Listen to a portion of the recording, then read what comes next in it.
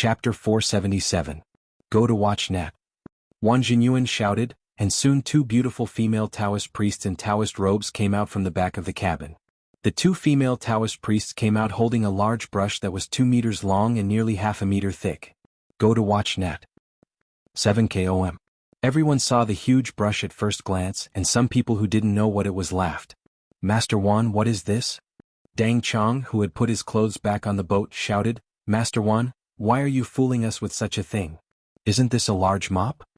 Everyone burst out laughing. Wang Jinyuan really hated Dang Chong in his heart. He gritted his teeth and was angry in his heart, but his face was full of smiles. He said with a smile, Jinren, Dang Chong is so funny. Fellow Taoists, do you know what kind of powerful magical weapon this is? There were also cultivators who knew what it was. They carefully looked at the huge brush, and Ziyuan vaguely saw some clues. She whispered to Li Yundong, it seems to be an immortal pen?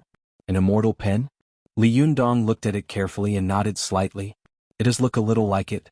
Su Chan, who was standing to one side, straightened up and said in a low voice, is it the magical item used by Wuxia during the Three Kingdoms period, the immortal pen? Ziyuan looked at her with a smile. Seems so. Su Chan's eyes widened and she said in surprise, is it an immortal pen that can write talismans and divine thunder of the 5 elements at will? Li Yundong smiled and pinched her nose. It seems to be this immortal pen. Su Chan became excited all of a sudden. Oh Yundong, this is a great treasure. You have to get it. You have to get it. Although Zhou Qin had succeeded in the Zhuji phase, her understanding of these powerful magical weapons was almost like a blank piece of paper. She couldn't help asking Su Chan, what kind of treasure is this? Why are you so excited? Su Chan grabbed Zhou Qin's arm and asked with her eyes wide open, Sister Zhou Qin, do you know who Guhong is who wrote Hugging Puzi? Zhou Qin nodded in confusion. Yes. He is a cultivator who wrote a book to tell the world that gods can't cultivate, but immortals can. Do you know who Guhong's master is? Su Chan asked again. Zhou Qin had also read a lot of Taoist classics, so this knowledge was not difficult for her. She became more and more confused. Yes, Zhengyin. Do you know who Zheng Yin's Shifu is? Su Chan asked. Zhou Qin laughed and said, of course I know. It's the Tai Chi immortal Gu Xian, Guhong's grandfather. Su Chan, are you testing me? Su Chan's eyes widened. Do you know who Gu Xian's master is? Zhou Qin was stunned for a moment and said, is it Wuxia? Su Chan shook Zhou Qin's arm excitedly. Yes, Wuxia is the master of the Taiji immortal. He was also the founder of the Pill Cauldron sect. This immortal pen was his personal Dharma treasure. Think about it, Fahai's personal magic tool was already so powerful. Isn't this immortal pen even more powerful? Ziyuan, who was standing to one side, also nodded and added, yes, it said that the immortal pen can write talismans at will. Even if you write the word thunder, it can attract thunder from the sky. Seeing that Zhou Qin still didn't understand the mystery of the immortal pen, Li Yunyang explained with a smile, Zhou Qin, you are now full of Jinqi, which is equivalent to a great master with great internal strength in Wuxia novels. However, you don't know martial arts moves, so if you fight with others, you may not be able to defeat those cultivators whose Jinqi is not as good as yours but who know a lot of martial arts moves. Especially those cultivators who use talismans. Because they use talismans when they cast magic, they have the 3 characteristics of speed, accuracy, and ruthlessness. Su Chan once gave me a heavenly thunder talisman. When I used it to cast spells, it only took a few seconds. I could do whatever I wanted and I didn't have to worry about being hit at all. But if I didn't use the talisman and used my own Jinqi, it would take at least a minute or even more. The most important thing was that I had to worry about being hit. Hearing this, Zhou Qin suddenly understood. Ah, I understand. Are these talismans very rare at ordinary times? Ziyuan took over the conversation, nodded and said, very rare. It's not an exaggeration to say that they're worth a lot of gold.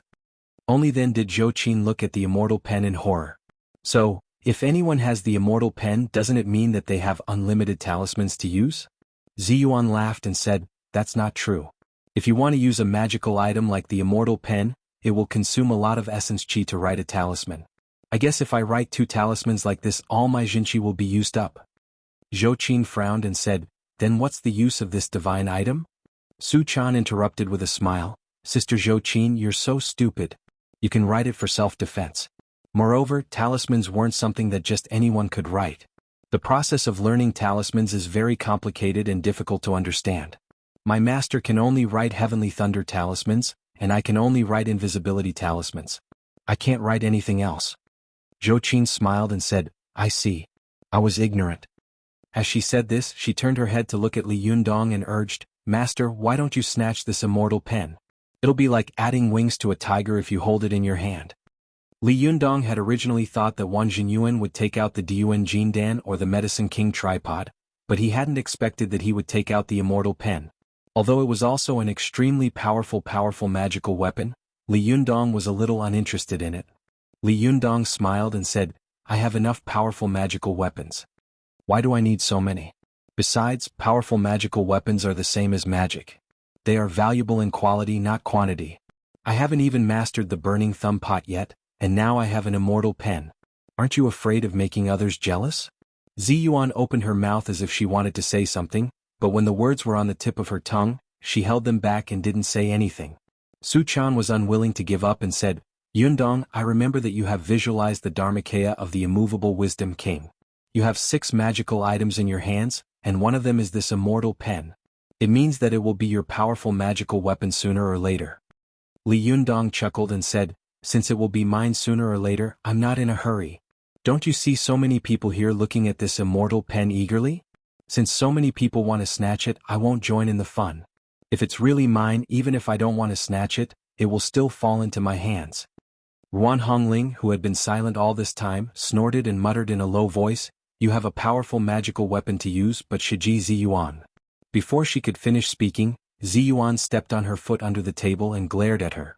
She didn't continue speaking. Hearing this, Li Yundong looked at Ziyuan in confusion and asked, Ziyuan, what's wrong with you?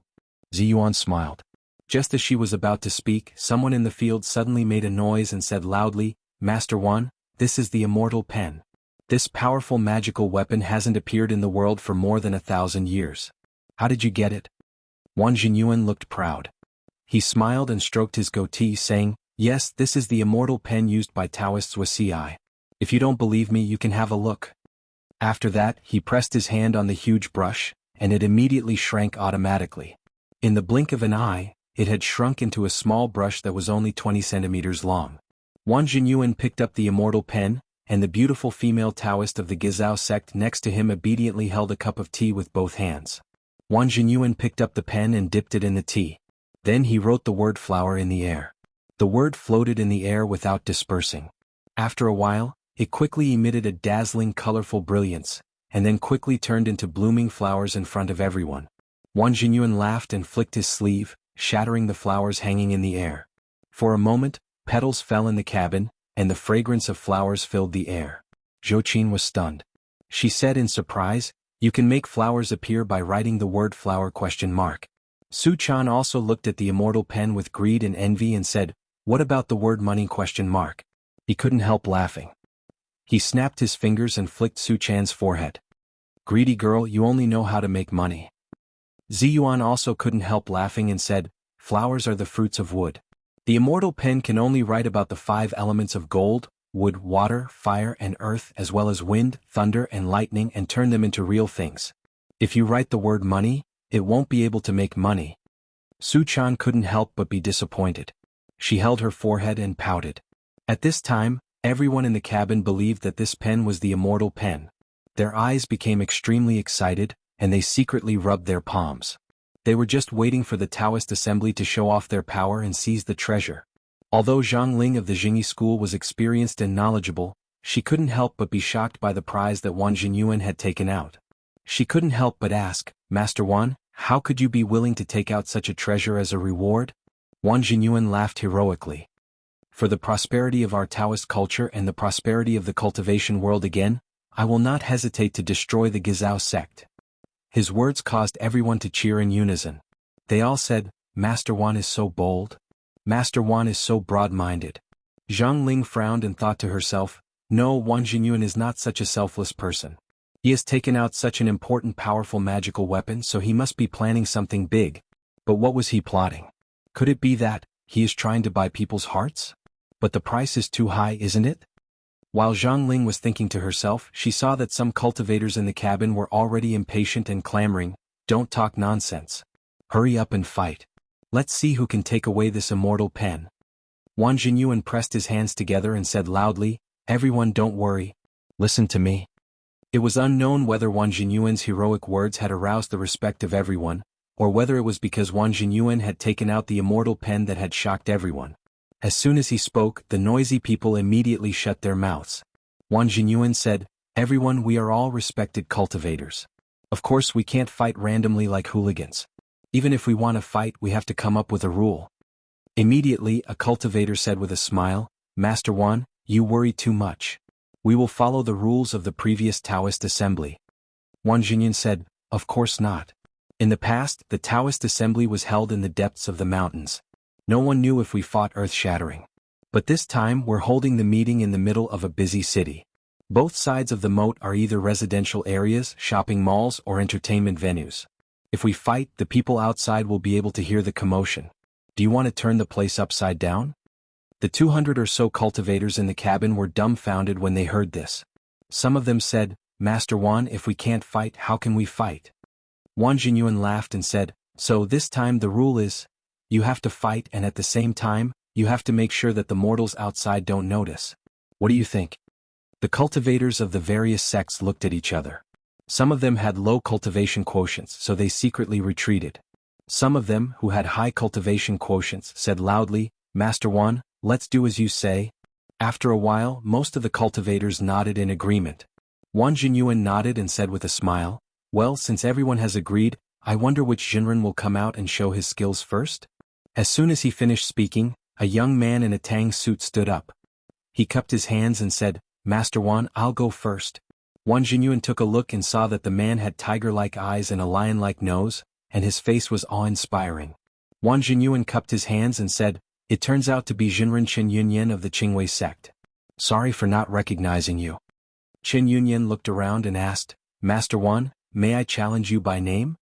Wang Jinyuan nodded and said with a smile, "As long as you follow the rules, of course you can." Chen Yunyan nodded, then suddenly turned his head and looked at Li Yundong with his eyes like lightning.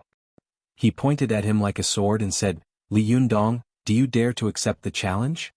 I sincerely apologize to all my readers. Because of some urgent personal matters, I just flew back to Shenzhen from Suzhou. That's why I was delayed yesterday and today. There is still one chapter to update tonight. I will try to make up for yesterday's lack of updates tomorrow. I apologize again. Chapter 478. Go to watch net. When Li Yundong saw that Chen Yunyan, whom he had never met before, was the first to challenge him, he was stunned and thought to himself, "Why are you looking for me?" Ziyuan chuckled and said, "Of course I'm looking for you. Who told you to be so popular now? Who doesn't want to defeat you and become the #1 master of the younger generation?" Li Yundong shook his head and smiled. False reputation is harmful. He stood up, cupped his hands and said with a smile, "Jinren Qin, thank you for your high opinion of me. I, Li Yundong, should naturally accept the challenge. But before I do, can you tell me why you picked me out of so many cultivators?" Chen Yunyan sneered and said, "Jinren Li, do you remember that you defeated my shidi in the Battle of Mount Tianlong?" Li Yundong thought for a moment and vaguely remembered that he seemed to have defeated a cultivator from the Qingwei sect. However, because the cultivator had launched a sneak attack, he had left without even saying his name. Even Li Yundong didn't know who he had defeated. Go to watch net. Li Yundong smiled and said, "I seem to remember something like that. How do you want to fight, Jinren Qin?" Chen Yunyan was wearing a long robe and a mandarin jacket. He shook the hem of his robe and walked over to the crowd in 2 steps. He cupped his hands to Wang Jinyuan and said, "Master Wan, please make an empty table." Wang Jinyuan smiled and said, "What's so difficult about that? Someone make a table for Jinren Qin." As he spoke, 2 Taoists from the Gizao sect rushed over. One of them lifted the table and the other lifted the legs of the table. They quickly assembled a square table for 8 people. Then they bowed to Wang Jinyuan and quickly left. Everyone saw that the square table was about 1.5 meters in diameter and was made of high-quality mahogany. The edge of the table was carved with exquisite patterns. Chen Yunyan took 8 cups and a kettle from his table and placed them on the table. They whispered to each other and guessed how Chen Yunyan was going to fight with Li Yundong. Chen Yunyan cupped his hands to Li Yundong and said, "Jinren Li, there are 8 cups here. I will fill them with water in a moment, and then we will each use our shintong to urge thunder with water. Let's see whose shintong is more mysterious. What do you think?" When everyone heard this, they immediately whispered excitedly, "This battle is interesting. I just don't know what kind of effect it will have." Some knowledgeable cultivators also nodded slightly and said, "Yes, the thunder spell is the most difficult spell in the world. It is extremely difficult to control the thunder in this extremely small cabin space. A little carelessness will hurt others. I just don't know if these two people have enough cultivation. Otherwise they will be trapped in a cocoon of their own making." Ding Nan couldn't help whispering to Zheng Yuan, "Master, why did they put 4 cups here if they want to fight with the thunder method?" Zheng Yuan stroked his white beard and narrowed his eyes at Chen Yunyan. He said, "There are several ways to attract thunder in this world. The first is to attract thunder with qi, just like on Mount Tianlong. Zhang Tianhe and Li Yunyang both used qi to attract thunder. The other method was to use talismans to attract thunder. For example, the Jinshan sect, Maoshan sect, and other sects mainly use talismans to cultivate thunder. Another method is to attract thunder with water. Because thunder originates from water, thunder magic can be triggered through water magic. This is also a way to attract thunder." Zheng Yuan looked Chen Yunyan up and down and secretly nodded in praise. Chen Yunyan is young, but he is very clever. Among the cultivation sects in the world, the Qingwei sect is the most proficient in attracting thunder with water. He must have heard of Li Yundong's ability to attract thunder with qi, so he wants to use his strength to attack the enemy's weakness. Hey, what a schemer. Only then did Ding Nan understand, and she looked at Li Yundong worriedly. However, Li Yundong didn't seem to notice Chen Yunyan's thoughts. He smiled and said, "Why do you need to go forward? I can also fight here." His words were easy to say, but the people around him suddenly burst into an uproar, especially the cultivators of the Qingwei sect. They all glared at Li Yundong. Chen Yunyan said with an ugly expression, "Jinren Li, are you so conceited?" Zhou Qin frowned and whispered to Su Chan, "Su Chan, why are they so angry?" Su Chan looked at Li Yunyang worriedly and whispered, "Although it said that water is used to attract thunder, in the final analysis, it's still using one's own jinqi to catalyze the water in front of him, and finally make the water surge into thunder. Therefore, standing closer will naturally have an advantage. Yundong is standing so far away, so his jinqi has to be transported far away. It's like a person fighting in his own territory, and Yundong has to go through a long journey to enter the battlefield. This is a big disadvantage." Ziyuan also said in a low voice, "Li Yundong, don't be arrogant. Although the Qingwei sect has declined and become a small sect, the Qingwei sect is still a small sect. However, during the Yuan and Ming dynasties, this was also an impressive sect. Dao Fa Hui Yuan was written by Zhao Yizhen of the Qingwei sect, so it should not be underestimated.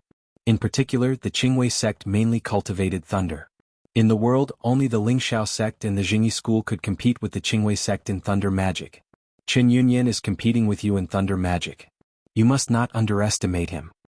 Ziyuan spoke hurriedly and quickly, reminding Li Yundong not to underestimate his opponent 3 times in a row. Although Li Yundong didn't believe that Chen Yunyan would be his opponent, he still smiled at Ziyuan gratefully and stepped to the table. When Chen Yunyan saw Li Yundong step forward, his expression became a little better. He snorted, picked up a teapot, and filled the 8 cups in front of the table with the etiquette of the tea ceremony. After Chen Yunyan put down the teapot, he cupped his hands and said, "Jinren Li, I've set the rules. How about you pick the teacups first?" Li Yundong smiled and said, "I'll pick the 4 left by you, Jinren Qin." Seeing that Li Yundong was so arrogant, Chen Yunyan frowned secretly and sneered. He quickly touched the teacups one by one, and then pushed the 4 teacups in front of him. He said in a clear voice, "I've chosen. Jinren Li, please." Li Yundong glanced at Chen Yunyan and smiled slightly. With a wave of his sleeve, the 4 teacups were neatly arranged in front of him as if there was an invisible hand fiddling with them. Li Yundong's handsome move immediately attracted many cultivators' loud cheers. Among them, Wei Qing, a female cultivator who had a good impression of Li Yundong, cheered the loudest. Yu Sheng couldn't help frowning and saying, "Shiji, is it necessary to shout so loudly? What's so great about this?" Wei Qing said with a smile, "It's nothing great, but I just think that Jinren Li is very handsome when he uses it.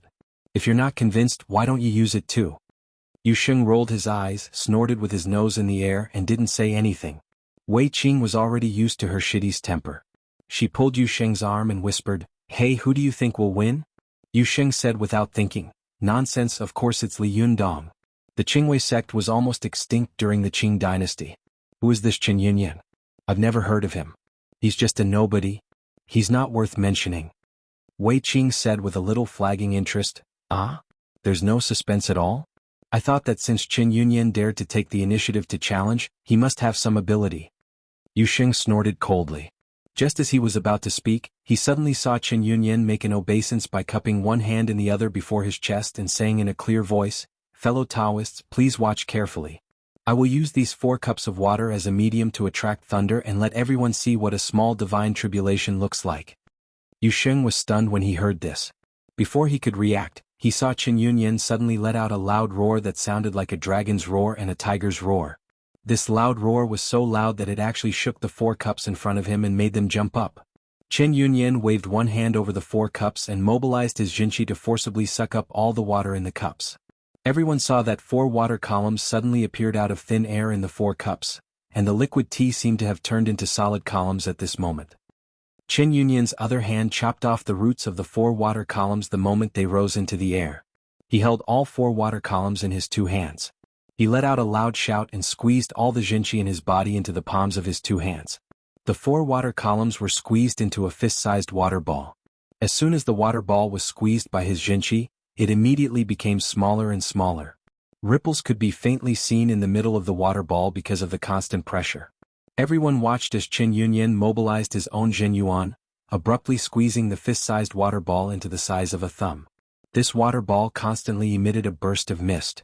This mist rose up and slowly drifted in front of Qin Yunyan, forming a small majestic cloud of mist, as if it was a cloud of mist in the sky.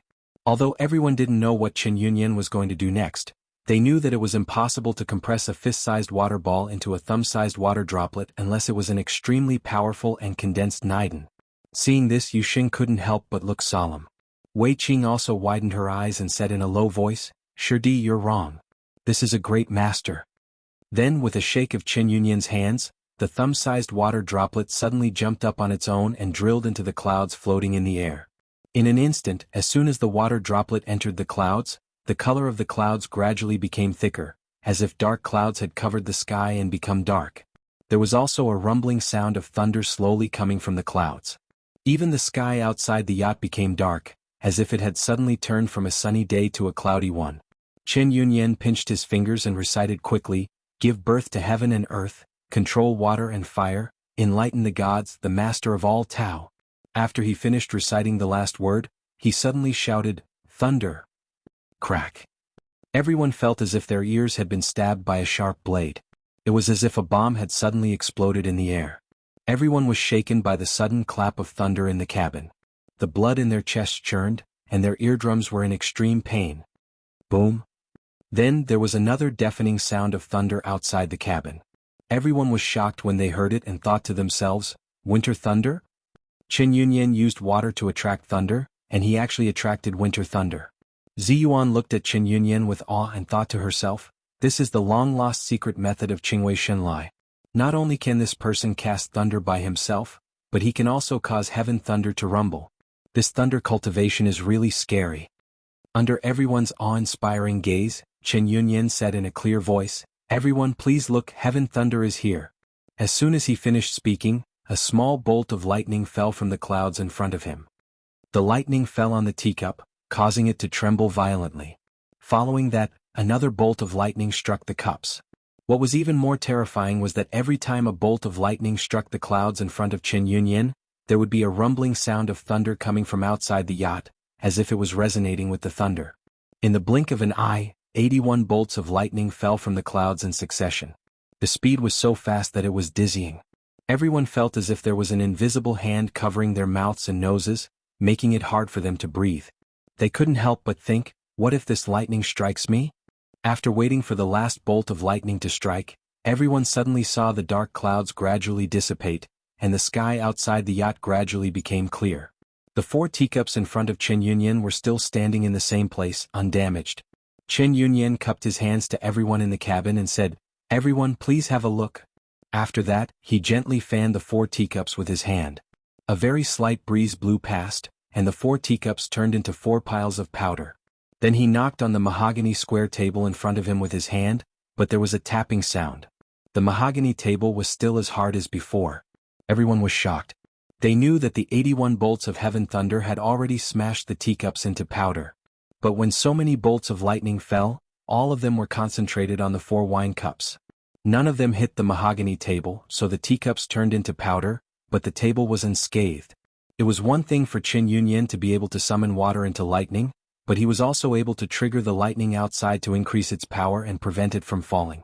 At the same time, he was able to control the lightning that he had created to accurately strike the 4 teacups. Heaven thunder was the most difficult to control, but this person could control it as accurately as a missile.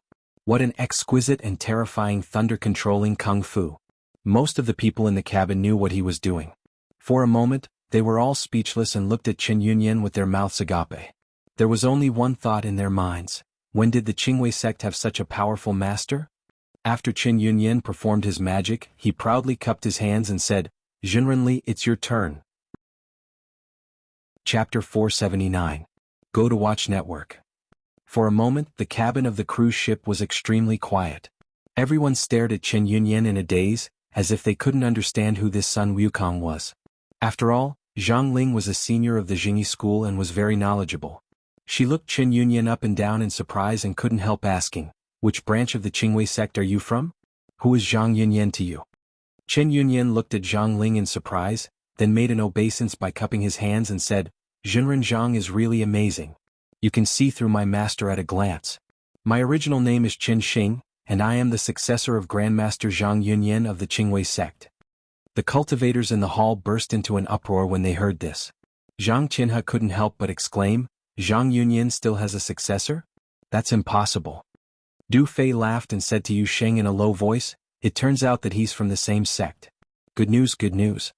Yu Sheng snorted and didn't say anything, but there was no longer any contempt in his eyes. 7 KOM. Wei Qing, who was next to him, said in a low voice, "Come on, what do you mean by from the same sect? It's been almost 1,000 years. Who would recognize him?" Zhou Qin was not far from Wei Qing. When she heard Wei Qing's words, she was puzzled, so she asked Ziyuan, "Ziyuan, who is Zhang Yunyan? Why did Du Fei say that Qin Yunyan is from the same sect?" Ziyuan said in a low voice with a serious expression, "Zhang Yunyan, also known as Zhang Daogui, is from Changsha, Hunan. He entered Mount Wudong from 1264 to 1294 AD and became the disciple of Jinren Wang Jinchang of the Chuanjin sect. Later he became the disciple of Huang Shunshan, the great master of the Qingwei sect. Therefore Zhang Yunyan is a great cultivator of both the Chuanjin sect and the Qingwei sect.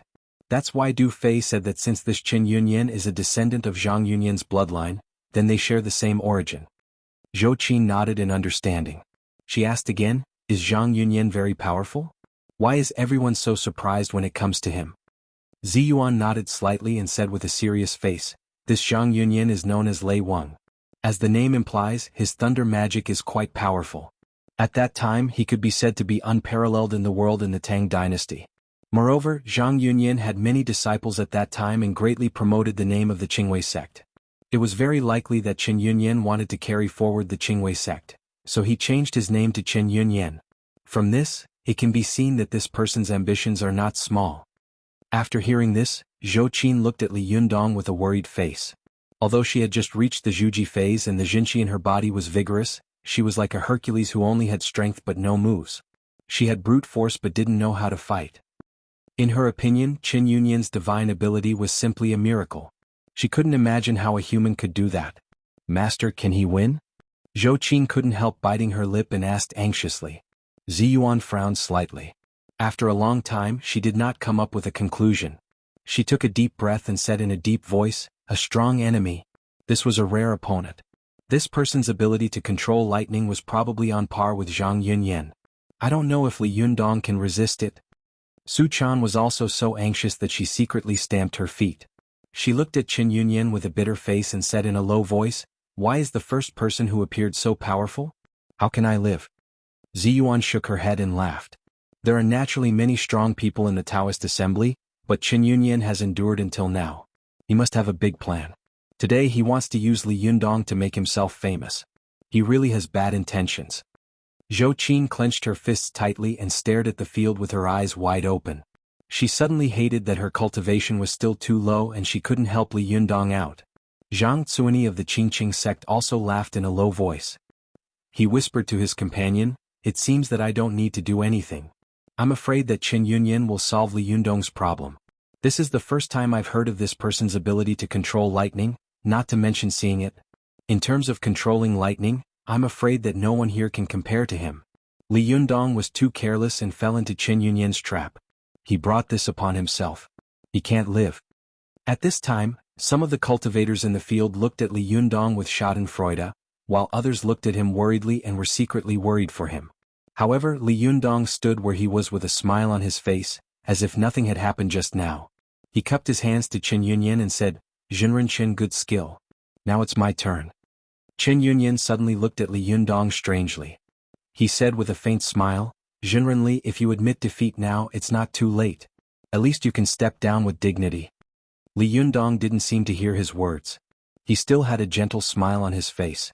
After he came out of the tracheochasm, the anger in his body seemed to have dissipated completely. He was no longer like the immature and reckless young man he used to be, who would easily get angry. Li Yundong laughed and said, "Jinren Chen's thunder control skill is really beautiful. I'm not talented, but I also want to make a fool of myself." After that, he waved his hand at the teacups in front of him. However, as soon as the wind from his palm touched the 4 teacups, the 4 teacups immediately let out a few cracking sounds and instantly broke into pieces. The tea spilled all over the table. The cultivators in the cabin suddenly burst into an uproar. Laughter and ridicule rang out incessantly. "Jinren Li, are you serious? You can't even handle these teacups?" "That's right. The teacups have been broken. How can we fight?" Zhou Qin also stood up abruptly and said in surprise, "How could the teacups be broken?" Ruan Hongling, who had been silent all this time, gritted her teeth and said, "Shameful. It must be that when Qin Yunyan touched the teacups just now, he used his hidden force to break the teacups in Li Yundong's hands. He's too shameless." Ziyuan frowned and said angrily in a low voice, "Qin Yunyan can be considered a cultivator with great cultivation quotient. How could he do such a despicable thing? In order to win, he would do anything." Su Chan was so angry that her face turned red. She jumped up and couldn't help but curse loudly. However, when the words were about to come out of her mouth, she was stopped by Ziyuan. Ziyuan shook her head at her and whispered, "The outcome hasn't been decided yet. Don't worry. Let's see how Li Yundong will deal with it." Su Chan glared at Qin Yunyan fiercely and sat down angrily. Li Yundong saw the teacup break and the tea flow all over the table, but he was not surprised at all, as if he had known that such a thing would happen. He laughed, looked at Qin Yunyan meaningfully and said, "Jinren Qin, good trick." Qin Yunyan cupped his hands with a fake smile and said, "You're flattering me. I'm just giving you a taste of your own medicine." Li Yundong didn't bother to argue with him. He looked around and saw a skylight at the top of the cabin. He pointed at it and said to Wan Jinyu, "Jinren Wan, it's a little stuffy here. Can you open the window?" As soon as Li Yundong's voice fell, a cultivator who didn't like him immediately said sarcastically, "Jinren Li, are you sweating because you're afraid of guilt?" "That's right. A real cultivator should have the great willpower to remain calm even if Mount Tai collapses in front of him. Aren't you too useless to sweat over such a small matter?" After that, there was a burst of laughter in the cabin. Next to Zhou Ping, the little shimmy of the Jingyi school, who had been looking at Li Yundong curiously, couldn't help but say to Zhou Ping softly, "Shiji Zhou Ping, why do you think Li Yundong wants to open the skylight?" Zhou Ping sneered and said, "Who knows? Maybe he wants to find a place to escape so as not to embarrass himself?" The little shimmy made a face at Zhou Ping and said, "I think he seems to have a way. Don't you see how calm he is? I feel that he is like Shi Xiang." Zhou Ping sneered and said, "Shimmy, only the calmness of Zhang Tianhe of the Jingyi school is the real calmness. He comes from a famous righteous sect and is also the descendant of Zhang Tianshi. His cultivation and kung fu are earth-shattering, and his every move has the bearing of a leader. This is what it means to be calm. Li Yundong is just a dabbler. Who does he think he is? How can he be compared with Shi Xiang?" Hearing Li Yundong's words, Wan Jinyuan also felt strange. Why didn't Li Yundong think about fighting? Why did he open the window? Could it be that he was really hot because of his guilty conscience? He didn't think too much about it. With a wave of his hand, he ordered the doorman to open the skylight at the top of the cabin. Everyone saw that the skylight was only about half a meter square, and a ray of light came through from the outside and shone on the mahogany tea table in front of Li Yundong. Li Yundong smiled slightly and said, "Just now, you saw a simulated heavenly tribulation. Now I'll let you see a real one. How about it?" Hearing this, everyone was stunned. Before they could react, they saw Li Yundong suddenly press his hands down. With this press, everyone suddenly felt that the yacht under their feet was sinking. It was as if the yacht had suddenly become a submarine. The hull was sinking desperately. Before everyone could panic, they saw Li Yundong smiling again. His two palms facing the ground suddenly turned into palms facing the sky, and then he pushed them up forcefully. He shouted, "Water?" Boom. The surroundings seemed to be set off by raging waves. These waves covered the entire yacht, and the surroundings were instantly plunged into darkness. The surrounding water surged up as if it was going straight to the sky. In the blink of an eye, it became turbulent. Chris, John, and Alba, who were looking at the cruise ship from afar by the river, were stunned to see the originally calm moat suddenly turn into a ferocious new river. They all stared at the rolling river. John stammered, "God, what's going on?" Alba widened her eyes and stammered, "Shouldn't the moat be stagnant? How could there be such a big storm?" Chris vaguely felt that this storm might have something to do with Li Yundong and these strange people, but she still couldn't believe it. She opened her mouth wide and couldn't say anything for a moment. She just stared at the cruise ship where Li Yundong was, and there was a voice full of curiosity shouting in her heart, "For God's sake, who can tell me what's going on?" At this time, the pedestrians on both sides of the river also stopped and looked at the river in astonishment. They pointed at it one by one, and some people simply picked up the mobile phones in their hands and began to take pictures. Before long, they suddenly heard a rumbling thunder coming from the sky. They were stunned and someone couldn't help saying, "Damn, it's thunder in winter. Only Xia Yushue is left." Someone next to him also nodded and said, "Yes, there are grievances among the people." While the passers-by were whispering to each other, they suddenly heard a cracking sound coming from the sky. The sound was extremely terrifying. No matter who it was, their hearts would beat violently when they heard it. They couldn't help looking up at the sky with horror and fear in their eyes. At this time the sky was dark and full of rolling dark clouds. The dark clouds were so low that it seemed that people could touch them if they raised their hands.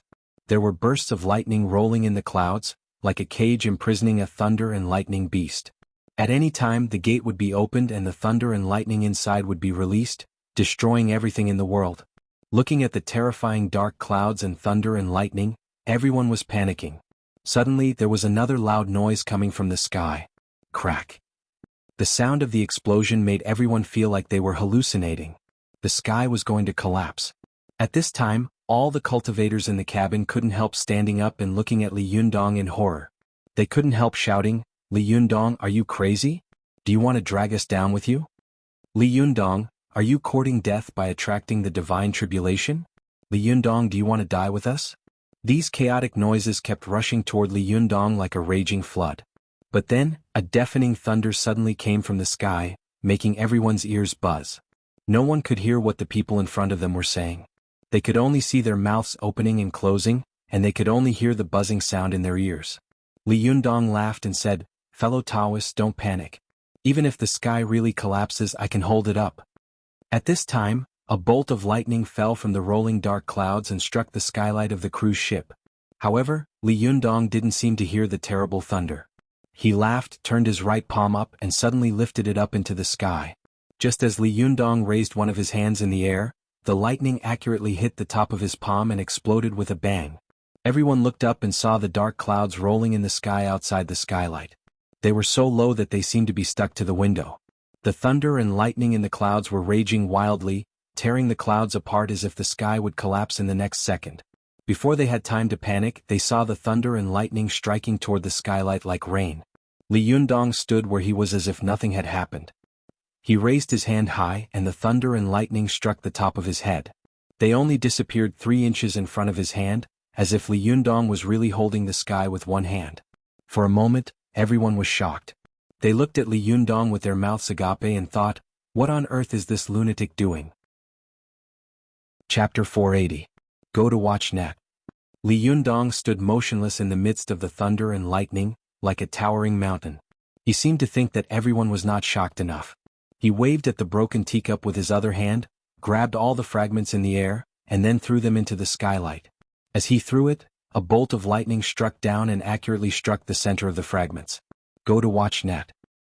7 km. Everyone felt their eyes suddenly light up as if fireworks had been set off. For a moment, every piece of the teacup was shining and rolling in the air. However, before the shards could roll far away, Another bolt of heavenly lightning struck the area around the shards of the teacup, and the shards of the teacup gathered together in the air. Everyone could see that these fragments seemed to be controlled by an invisible hand, which kept them from leaving the range of the skylight. Moreover, as the heavenly thunder continued to strike them, not only were they not directly hit by the heavenly thunder, but they were also stained with the spiritual chi of heaven and earth contained in the heavenly thunder. They looked as if they were plated with a layer of colorful glaze, dancing beautifully in the air. At this time, the cultivators in the cabin realized that Li Yundong was actually manipulating the heavenly thunder to strike the fragments of the teacup. He not only prevented the heavenly thunder from hitting them directly, but also accurately controlled them to prevent them from leaving the bombardment range. Compared to Qin Yunyan, this was 100 times more difficult. Ding Nan had been by Jing Yuan's side for a long time, but she had never thought that someone could play magic so miraculously. He was playing with heavenly thunder as if it were his pet. This was too sensational. Jing Yuan was also dumbfounded as he looked at the rolling fragments at the skylight. For a moment, he was so shocked that he didn't even have time to think about other things. He didn't even know that his beloved disciple was looking at Li Yundong as if she was worshipping a god. Wei Qing looked at Li Yundong with a dull face. She couldn't help whispering, "Oh my god. This is impossible, isn't it? How can a person control heavenly thunder so exquisitely? This is heavenly thunder. It's not caused by magic. How did he do it?" When Yu Sheng heard her words, he subconsciously said with a shocked face, "No, this is not the real heavenly thunder. The real heavenly tribulation heavenly thunder cannot be controlled by anyone. This is just the heavenly thunder simulated by Li Yundong, but it's too realistic." All the cultivators on the scene were speechless at this time. They stared blankly at the boiling heavenly thunder and the rolling debris at the skylight. After an unknown period of time, when the last bolt of heavenly lightning suddenly struck down, the fragments seemed to be suddenly pinched together by an invisible hand, and became 4 perfectly intact teacups. Li Yunyang laughed and loosened his hand that was holding the sky. Suddenly the surroundings became bright, and the rolling dark clouds in the sky slowly went away. After a while they dissipated, and the sky became clear again. Li Yundong waved at the 4 teacups floating in the air with his other hand. The 4 teacups obediently flew to him and lined up side by side. Li Yundong placed the 4 teacups on the tea table, held one in each hand in turn, and then flicked it gently with his fingers. The teacups made a crisp sound and colorful brilliance flowed around them. It was really colorful and dazzling. Everyone stared at the cups with their eyes wide open. They didn't understand how Li Yundong had pinched these broken teacups together again. How did he control the thunder so accurately? The cultivators present were not fools. They were all people who knew what was good and what was bad. Naturally, they knew that Qin Yunyan had broken the teacup with heavenly thunder, and Li Yundong had repaired the teacup with heavenly thunder. Zhou Qin had not been in the Tao for long, so she still couldn't see through the mysteries of these fights. She saw that everyone was looking at Li Yundong in a daze. Su Chan and Zi Yuan were both happy. She vaguely guessed that Li Yundong had won, but she still couldn't help saying to Zi Yuan, how is it? Tell me, how is it? Did you win? Zi Yuan's face was full of uncontrollable joy and admiration. She nodded and said, "I won." Zhou Qin immediately raised her eyebrows and asked, "How did you win?" Zi Yuan glanced at Qin Yunyan and saw that the young cultivator was standing in the same place with a pale face, looking lost. She couldn't help but sigh in her heart and think to herself, since he was born, why did he give birth to Liang? If this person hadn't fought with Li Yundong, he wouldn't have been defeated so miserably. Zi Yuan sighed softly and explained to Zhou Qin in a low voice, Qin Yunyan is actually a rare master of thunder control in the world. In terms of pure thunder control, except for Li Yundong, no one may be his opponent. Just now, he used water to attract thunder and lightning and simulated a small divine punishment in front of him. He controlled the thunder and lightning to hit the 4 cups, so the cups were smashed into powder. But Li Yundong also used water to attract thunder and lightning, and he used the mode of Dongwu City as a medium to attract thunder and lightning that was very similar to heavenly thunder. Its scale and power are many times greater than Qin Yunyan's just now. You should know that the more powerful the thunder, the more difficult it is to control its accuracy. The reason why Qin Yunyan was able to accurately hit the teacups just now was because the scale of the thunder and lightning was small. But what Li Yundong simulated just now was almost like heavenly thunder. Li Yundong was actually able to control such a powerful thunder and lightning accurately, and the degree of accuracy was far above Qin Yunyan's. What a terrifying method of thunder control. It's simply unimaginable and appalling. Ziyuan looked at Li Yundong in awe and continued, besides, it's always easier to destroy than to repair. Not to mention anything else, Qin Yunyan used heavenly thunder to smash the teacups and smash them into powder, which implied that there was no chance of survival under the pressure of heavenly thunder. But Li Yundong was able to repair the broken teacups with heavenly thunder, which implied that although the power of heavenly thunder was great, there was still a chance of survival hidden in it. This is in line with the principle of us cultivators transcending the divine punishment and cultivating the right way. Therefore, if Qin Yunyan is not blind, if he is not stupid, if he still has a trace of shame, he should immediately admit defeat. Because the battle between the two of them is on a completely different level. Hearing this, Zhou Qin let out a long breath. She chuckled and followed Ziyuan's gaze to look at Qin Yunyan. At this time, not only were Ziyuan, Zhou Qin, and the others looking at Qin Yunyan, but all the cultivators in the cabin were also staring at Qin Yunyan. Almost everyone silently believed that Qin Yunyan had lost, and they were just waiting for him to admit defeat. At this time, Qin Yunyan's body was trembling slightly. He had never expected that he would still lose after exhausting all his tricks. Moreover, he had lost so completely that he had no room to argue or refute. His face was pale, and his lips were trembling as if he wanted to use all his strength to say the words "admit defeat," but when the words came to his mouth, they seemed to weigh 1,000 pounds, and he couldn't say them no matter how hard he tried. While Qin Yunyan was struggling, a man suddenly jumped up from the side and said loudly, "My Shixiang should have won this round." Everyone looked over and saw that it was a cultivator from the Qingwei sect. There was an uproar and an uproar. "Do you think we are all blind and fools? If your Shixiang can win this round, I will eat all these teacups. Little boy, don't make trouble. A loss is a loss. The Qingwei sect can't afford to lose." Li Yundong looked over and saw that this man was the disciple of the Qingwei sect who had conspired with others to attack him on Mount Tianlong. He smiled slightly and cupped his hands. "Fellow Taoist, you should tell me your name this time, right?" The man glanced at Li Yundong and couldn't help being shocked by his bearing. His cheeks turned slightly red, and he braced himself and said, "Is the name very important?" "Let's talk about the matter at hand first," Li Yundong said with a smile. "Oh? What do you mean?" The man stiffened his neck and said, "My Shixiang made a small-scale heavenly thunder, but you made a large-scale one. This is unfair in itself, and you even want to open a skylight. This is cheating. Anyway, I'm not convinced." Everyone listened to the man's sophistry, and the last sentence gave the game away. It turns out that he really can't afford to lose. Although most of the cultivators present did not have a good impression of Li Yundong, and most of them even despised and envied the leader of the Fox Zen school, who was surrounded by beautiful women, they could not lie through their teeth and turn a good thing into a bad thing. Li Yundong saw that the man was pestering him endlessly, but he was not angry. He turned to Wang Jinyuan and said with a smile, "Master Wan, you are the host. Why don't you say something fair?" Wang Jinyuan was shocked by Li Yundong's cultivation methods. At this time, seeing that Li Yundong was quite respectful to him, he was secretly proud. He stroked his beard and said, "This battle can be said to be a fierce one. Both sides have used extremely wonderful methods of controlling thunder. It can be said that they are both good at controlling thunder. But as the saying goes, there is no first place in literature, and there is no second place in martial arts. The same is true for our cultivation of fighting methods. If I have to say who is better, I still think that Jinren Li is slightly better." His words were smooth and slick. He not only gave Qin Yunyan face to step down, but also made a conclusion. He did not offend anyone. When the crowd heard this, some people secretly nodded and admired Wang Jinyuan's shrewdness. Some people secretly sneered and despised Wang Jinyuan's way of playing both sides. After hearing Wang Jinyuan's words, Qin Yunyan seemed to breathe a sigh of relief.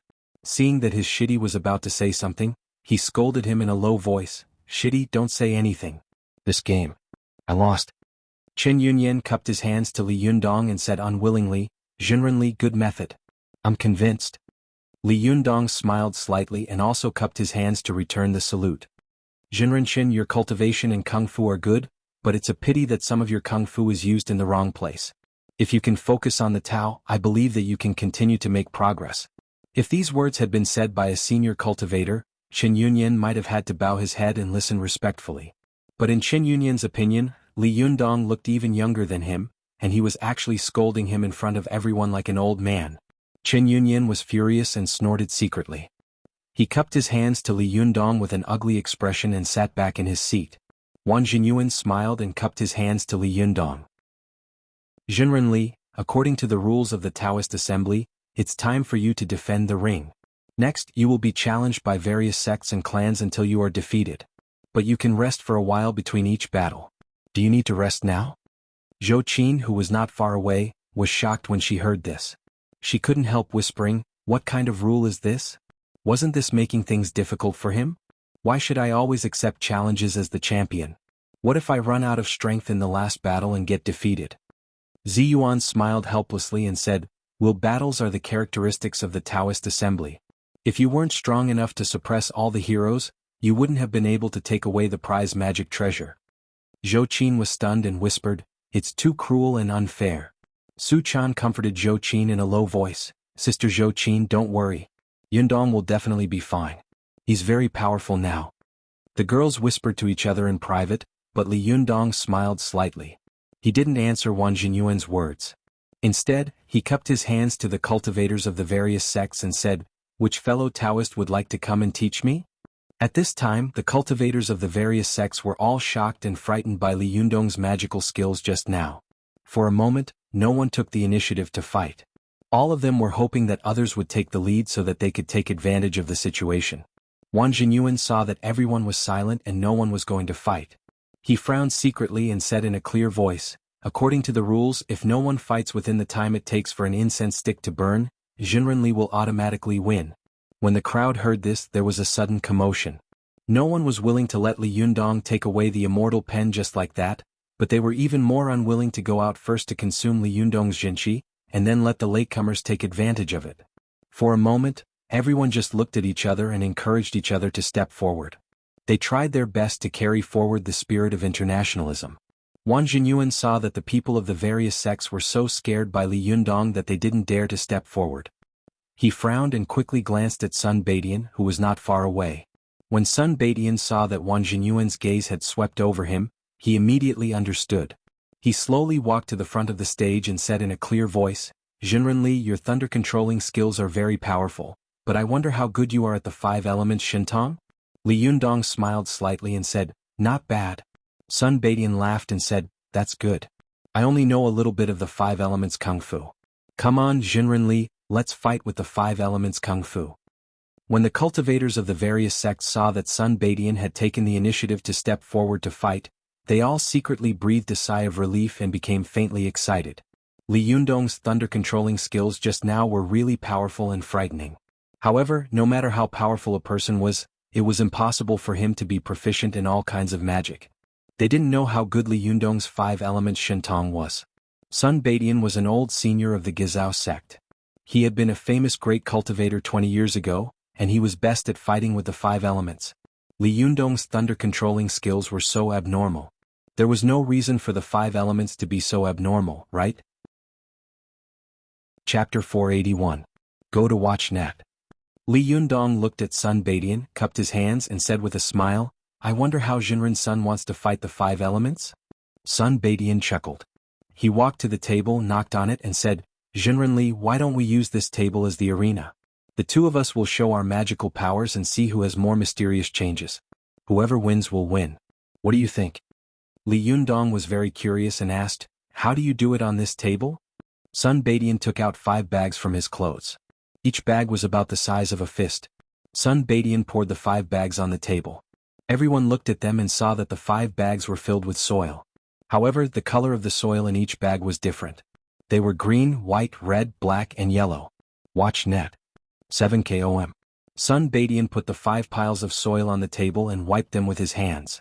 The 5 piles of soil of different colors were mixed together, forming a circular 8 trigrams pattern. Zhou Qin was curious and asked Ziyuan in confusion, "Ziyuan, what are you doing?" Ziyuan said with a serious face, "I don't know either, but the 5 bags that Sun Baidian took out should contain soil from the east, west, south, north and center. I just don't know what he's going to do by taking out the soil and arranging it into such an 8 diagrams pattern." After Sun Baidian arranged the 8 trigrams pattern, half of it was facing himself and the other half was facing Li Yundong. He said, "Jinrenli, this 8 trigrams pattern is like a battlefield between 2 sides. The yin-yang line in the middle is the battle line between our 2 sides. Why don't we use our respective divine abilities and use this 8 trigrams as a battlefield to attack each other? Whoever completely pushes the battle to the other's yin and yang points first will lose. How about it? Li Yundong looked down and saw two extremely conspicuous yin and yang dots on both sides of the yin-yang 8 diagrams, one black and one white. They were like two castles standing in the middle, staring at each other like tigers. Li Yundong laughed and said, Junren-sun's method is really interesting. Well, let's do as you say. As soon as Li Yundong agreed, Sun Baidian immediately burst out laughing. Good, straightforward. The cultivators in the cabin also began to whisper to each other and discuss, what kind of fight is this? Why haven't I heard of it before? That's right. How are they going to fight? Li Yundong is too bold. He dared to agree without knowing the rules. Haven't you heard of the saying, the skilled are bold? Bullsh *T. How old is he? Even if he started cultivating in his mother's womb, it's impossible for him to be proficient in both thunder spells and all 5 element spells. When Su Chan and Zhou Qin saw that everyone was talking about it, they couldn't help but feel anxious for Li Yundong. Ruan Hongling looked at the field. She gently pulled Ziyuan's sleeve and whispered, Sister Ziyuan, do you see anything? What was the meaning of this battle of magical powers? Why don't I get it? Ziyuan frowned slightly. She stared at the field without blinking as if she was thinking about something. When she heard Ruan Hongling's words, she said without looking back, although I don't know how Sun Baidian is going to fight now, the 5 elements battle can't escape the principle of mutual enhancement and restraint. Sun Baidian used the 5-colored soil of the east, south, west and middle as his city and territory. The soil itself has different attributes of the 5 directions. Ruan Hongling's eyes lit up and she said in a low voice, yes, the corresponding color of the east is cyan, which belongs to wood. The corresponding color of the west is white, which belongs to gold. The corresponding color of the south is red, which belongs to fire. The corresponding color of the north is black, which belongs to water. The corresponding color of the center is yellow, which belongs to earth. This soil is originally an earth element, but it is mixed with the 5 elements of gold, wood, water, fire, and earth, which greatly increases the difficulty of mutual enhancement and restraint of the 5 elements. Ziyuan nodded slightly. Just as she was about to speak, Sun Baidian suddenly cupped his hands to everyone and said, Everyone, I invite you to watch a good show. After that, he waved his hand and gathered some of the soil in the 8 diagrams pattern in front of him into his palm. With his other hand he quickly took out a talisman from his bosom and stuffed it into his palm. Then he quickly blew on it. When Sun Baidian opened his hand again, as soon as the soil particles in his palm fell into the 8 diagrams pattern on the round table, they immediately turned into clay figurines the size of a fingernail.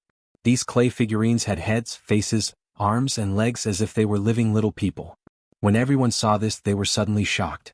Some cultivators suddenly stood up and said in surprise, This is throwing soil to make soldiers. Zhou Qin was also taken aback and said, What kind of magic is this? I've only heard of soldiers made from beans, but this is the first time I've heard of someone who can make soldiers out of soil. Ziyuan frowned and quickly explained, This is a talisman magic. Just now, Sun Baidian must have used an earth-summoning magic. This kind of talisman must gather the spiritual chi of heaven and earth in it every day, so that it naturally has a spiritual nature.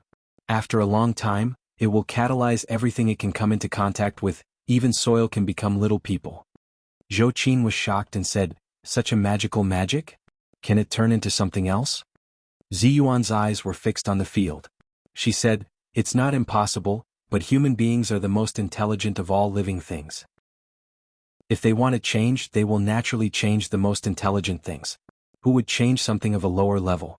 While the two of them were talking in low voices, Sun Baidian suddenly waved his hand again and summoned a mahogany stool from the side. Sun Baidian held the stool with both hands and exerted his strength. In an instant, the hard mahogany stool was crushed into countless small sawdust as if it were tofu. Sun Baidian grabbed a handful of sawdust with one hand and muttered something in a low voice for a while. Then, with a wave of his hand, the sawdust in his hand turned into small pieces of wood of various shapes. But when everyone took a closer look, they saw that these small pieces of wood turned out to be ladders, chariots, catapults, and other siege weapons. Everyone instantly turned pale with fright, and all of them gasped in shock.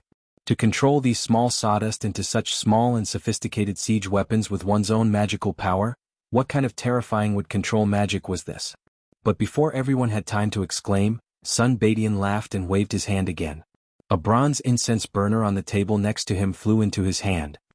He held the bronze incense burner with both hands, only to see that it seemed to be made of water. It deformed little by little, and after a while, it was kneaded into a ball of mud by him. Everyone in the cabin couldn't help but be shocked and exclaim, "Turning iron into mud?" Zhou Qin had seen Qin Yunyan use the power of his Niden to compress a head-sized water ball into a thumb-sized ball. She had thought that this was an extremely terrifying kung fu ability, but she hadn't expected that Sun Badian would be able to knead a bronze cauldron into a ball of mud as if he was kneading dough. Isn't this too terrifying? For a moment, everyone from the Fox Zen school was so shocked that they couldn't speak. Su Chan widened her eyes and looked at Sun Badian with a face full of fear. She said in a trembling voice, "What kind of cultivation is this? It's too scary, isn't it?" Ziyuan said with an ugly expression, "Sun Badian is indeed a senior of the Gizao sect. He is also worthy of being a great cultivator who was famous in the world 20 years ago. In the past 20 years he has disappeared without a trace. I didn't expect his cultivation to have advanced to such a level." Ruan Hongling also said with a face full of fear, "Shiji Ziyuan, do you think he's hiding something in his palm? Otherwise, how could he knead bronze into mud with such great strength?" Ziyuan's heart skipped a beat. Her eyes lit up and she said, "Yes, as long as there is a fire magic hidden in the palm of his hand, and fire can subdue metal. When the temperature is high, the hard metal will naturally become soft." When everyone heard this, they felt a lot more at ease and said one after another, "That must be it." Su Chan patted her chest and said with a frightened face, "I was scared to death. I thought that this person was so strong that he could knead hard bronze like it was made of mud." Ziyuan shook her head and said, "Even if that's not the case, we can't underestimate Sun Baiqian's ability. Think about it, to be able to hide a fire spell in the palm of one's hand without leaving a single trace. This in itself requires an extremely strong control over the power of fire, and one must also control this power so that it doesn't hurt oneself, especially when the bronze reaches the melting point. Not only will one not be burned when holding an object, one can also move it freely. What kind of amazing ability is this?" When everyone heard this, they couldn't help but frown and look at Li Yundong worriedly. At this time, Li Yundong couldn't help but look slightly surprised. He watched as Sun Badian kept digging a little bit from the iron mud and then throwing it on the table. As soon as the iron mud fell on the table, it turned into weapons one after another. There were knives, spears, swords, halberds, axes, knives, forks, and everything. These little clay men quickly picked up a weapon and then lined up neatly. Every step they took made a neat roar on the table, like a real army marching, giving people a sense of pressure that could not be underestimated. Especially when they walked to the dividing line of the yin-yang pattern, a clay man at the head walked out. As soon as this clay man raised his hand, the clay soldiers behind him suddenly stopped with a rumble. They were as neat as a lion that had been through hundreds of battles. The clay man at the head raised his long sword, and then the clay soldiers behind him immediately raised their weapons with a clatter.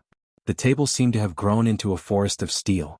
Although the cultivators in the yacht felt that there was a distance between them, they still felt a cold, murderous aura coming at them. They were all stunned, as if an army had suddenly appeared on the table and was about to attack the city in the next second. At this time, the yacht was so quiet that even the drop of a needle could be heard.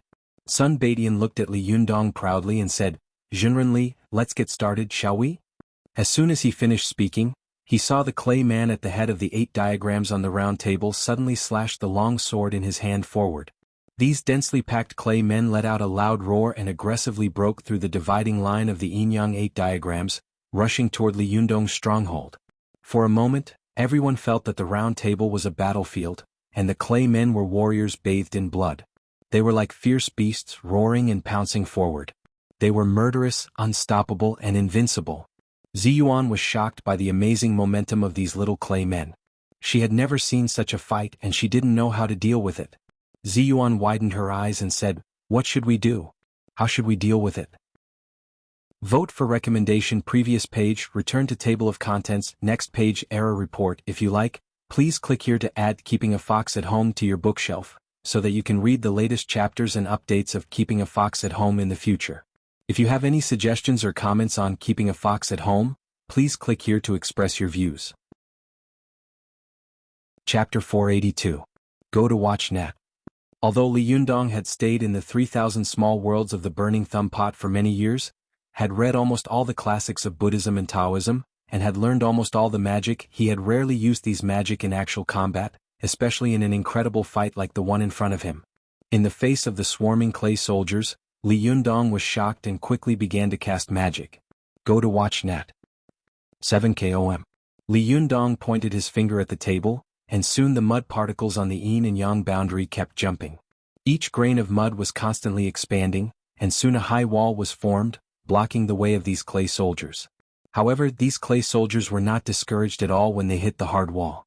They quickly separated into a line, and the clay soldiers behind them pushed the siege vehicles made by Sun Baitian's magic up one by one. These clay soldiers were either in groups of 30 or 50, surrounding a mud chariot, or more than a dozen people carrying ladders one after another, pouncing on the wall like ants. Li Yundong saw that although these clay soldiers were blocked by the wall for a while, they controlled the siege weapons and kept attacking the wall fiercely. Every time the chariot hit the wall, there would be a low rumble, and the wall would also emit a faint yellow light. Li Yundong looked at the table with a frown. He knew that this wall alone could not stop these clay soldiers from moving forward. It was already on the verge of collapse under the fierce impact of the siege vehicles controlled by the clay soldiers. In particular, some small clay men climbing the ladders had already climbed up the wall and began to jump down like dumplings. Li Yundong saw that more and more clay soldiers had climbed over the wall, and more cracks had gradually appeared in the wall he had built. His brows furrowed tighter and tighter. Seeing that these clay soldiers were about to rush to his stronghold, he suddenly had the urge to slap them into mud pancakes. Sun Baitian, who was opposite Li Yundong, seemed to have noticed Li Yundong's thoughts. He chuckled and said, "Jinren, we can't fight directly. We can only use magic to fight with the 5 elements. Otherwise it will be considered cheating and we will lose." Li Yundong quickly raised his eyes to look at Sun Baitian. He smiled slightly and lowered his eyes again. His mind was racing as he tried to think of a solution. Li Yundong thought to himself, "This clay figurine is originally an earth magic, and wood restrains earth, so should I use wood magic to deal with it?" Thinking of this, Li Yundong quickly mobilized his liver qi. The liver was of the wood attribute. As soon as he mobilized his liver qi, his face turned a little green. He pointed his finger at the table, and countless tiny vines quickly grew on the table, binding the little clay figures in place one by one. At this time, the people who were watching the battle had already left their original positions and gathered around the round table, watching this eye-opening battle attentively. Su Chan and the others clenched their fists anxiously and looked up at the table. They wished they could rush up and help. Seeing that Li Yundong had used wood magic to trap the clay soldiers in place, they couldn't help cheering in unison. But as soon as they shouted, they saw the clay soldiers quickly waving the weapons in their hands and looking at the wooden vines entangling their bodies. In just 2 or 3 moves they had cut the wooden vines clean, and then rushed forward quickly. Li Yundong was slightly shocked. He hadn't expected that the weapons in the hands of these clay figurines would have such a magical effect. While he was stunned, he saw that the clay soldiers had already rushed to his stronghold. Seeing that he was about to lose, Li Yundong suddenly heard Ziyuan's voice transmission saying, "Li Yundong, blindly restraining the 5 elements is not enough. Sun Baitian originally used the earth of the 5 directions. Although these clay soldiers themselves are of the earth attribute is mixed with the other 5 elements. Moreover, the weapons in the clay soldiers' hands are of the gold attribute. Gold restrains wood, so it naturally restrains your wood magic. You have to find a way to deal with these clay soldiers with the help of the 5 elements. Otherwise you can't deal with them with just one magic." Li Yundong's heart skipped a beat. He first quickly mobilized the earth magic and built a thick and tall earth wall around his stronghold. Although this earth wall was only as high as his forearm, it was already an insurmountable wall for these clay soldiers the size of a fingernail. After blocking the attack of the clay soldiers, Li Yundong temporarily took a breath and began to carefully think about what Ziyuan had said before. He thought to himself, "Ziyuan is right. In theory, Sun Baitian is attacking me with 3 kinds of magic: earth, gold, and wood. How can I resist him with only earth and wood? I have to mix the 5 kinds of magic together." Li Yundong saw that after these clay soldiers met the wall he had built with earth magic, they were ready to use the same trick again. They used siege weapons and ladders trying to break through the wall at the same time. Li Yundong saw that the wall was shaking again and again under the fierce attack of the siege vehicles. He thought to himself, "Is there any way to make this wall impenetrable?" Thinking of this, Li Yundong suddenly had an idea. He thought, "Among the 5 elements, fire gives birth to earth. If I use fire to urge earth, I think the earth magic will be even more powerful." Li Yundong's mind was working fast. He rubbed his fingers together and a burning fireball appeared on his fingertips. Most of the cultivators around him were discerning. As soon as they saw Li Yundong's movements, they had already guessed what he was going to do. Immediately, a cultivator nodded secretly and said in a low voice, "Yes, using fire to urge earth can make your own city wall more stable.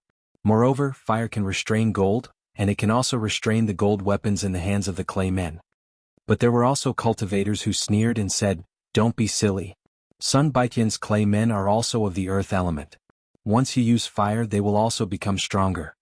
Su Chan saw that the area of Li Yundong's territory on the round table had been reduced to a very small area. Sun Baitian's army had already arrived at the city and surrounded the stronghold. The little girl couldn't help but feel anxious, but she couldn't do anything to help. She could only stare at the small war on the round table like the others. Seeing that Li Yundong was going to use fire magic to deal with him, Sun Baitian smiled and waved his hands, summoning a water ball on the teacup next to him. As soon as Li Yundong released the fire magic, he would use water magic to restrain Li Yundong's magic. Seeing Sun Baitian's movements, Li Yundong smiled slightly and waved his other hand in the air, summoning all the tea in the teacup in front of him into his palm. He held a fireball in one hand and a water ball in the other. There was a thoughtful and focused expression on his face. Obviously, this battle was no longer simply about who had stronger spiritual power and who was more proficient in the 5 elements of magic. It was more about wisdom and strategy. Everyone saw that Li Yundong could control both water and fire magic freely. Before they had time to marvel in their hearts, they saw Li Yundong suddenly throw the water ball in his hand onto the table. With a crash, the table seemed to have turned into a swamp, and all the clay soldiers were soaked in the water. Sun Baitian frowned and threw the water ball in his hand into the air. At the same time he quickly summoned a ball of fire with one hand and quickly took out a talisman with the word earth written on it with the other. He threw the fireball and the talisman at the clay men on the table at the same time. The clay men were strengthened by the earth magic and stimulated by the fire magic. Suddenly their bodies grew larger, from the size of a pinky nail to the size of a thumb. These clay figurines were originally covered in water above their heads. Now they could only reach their waists in the water. With a shout, they quickly dug up the soil on the table with the weapons in their hands. In just a short while they dug out one river after another, and the water on the table flowed obediently down the river. The surrounding cultivators nodded one after another and said, "Li Yundong clearly knows that earth restrains water, but he still used water to wash it. Isn't he asking for trouble?" But as soon as they finished speaking, they saw Li Yundong quickly throw the fireball in his hand at the mud wall. The mud wall suddenly burst into a blazing flame with a bang. In the burning flame, the mud wall seemed to have a life of its own and kept growing taller and taller. It had grown from the height of a forearm to the height of an arm and the thickness of a palm. For an adult, this was just a mud castle like a child's house, but for a clay man the size of a thumb, it was already an almost indestructible super fortress. Only then did everyone understand that Li Yundong had deliberately used water to attack the other side in order to attract Sun Baitian's attention. At the same time he had used fire to make the wall taller and thicker. This was a tactic of diversion. Sun Baitian frowned secretly. He quickly glanced at Li Yundong, snorted and said, "Jinren, you can use fire but I can't?" After saying that, he rubbed his hands together, and the palms of his hands were ignited with blazing flames. With a wave of his hand, he threw the flames in his hands toward the dense clay soldiers on the table. But as soon as he moved, Li Yundong quickly chuckled. He raised his hand, and the tea in the teacup in the cabin of the cruise ship automatically jumped up. Like a high-pressure water column, it rushed toward the flame thrown by Sun Baitian and scattered it in an instant. Sun Baitian frowned. He was unwilling to give up and mobilized wood magic again. Once again he created a siege weapon several times larger than before and launched an attack on Li Yundong's stronghold. Li Yundong also reacted accordingly. He mobilized gold magic and imitated Sun Baitian's method of kneading a bronze incense burner into iron mud. Then he threw the iron mud around his stronghold.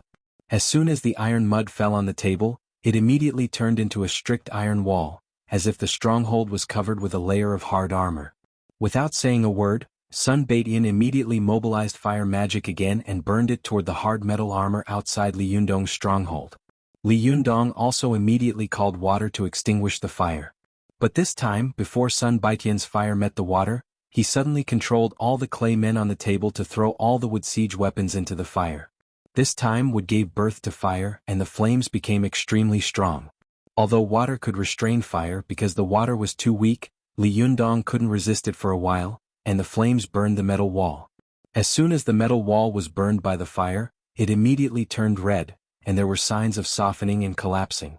Seeing the opportunity, Li Yundong immediately removed the iron wall and led the fire to his stronghold. As soon as his stronghold was burned by the fire gave birth to earth, which once again helped Li Yundong's stronghold, making it taller and stronger. At this time the people in the cabin saw Li Yundong and Sun Baidian fighting back and forth, dealing with each other's moves. Their speed was so fast that it was dizzying. In particular, the round table was like a battlefield. It was really like a small battle, making some cultivators who didn't have time to think only feel like they were watching a magic movie. It was as if they were there, watching to their heart's content and cheering. As the saying goes, the layman watches the fun, while the expert watches the artistry. Some cultivators only felt that the battle was very lively, but they couldn't keep up with the changes of the two people to think. Some cultivators could faintly see that Li Yundong and Sun Baidian were racking their brains to use the 5 elements magic to constantly attack and defend.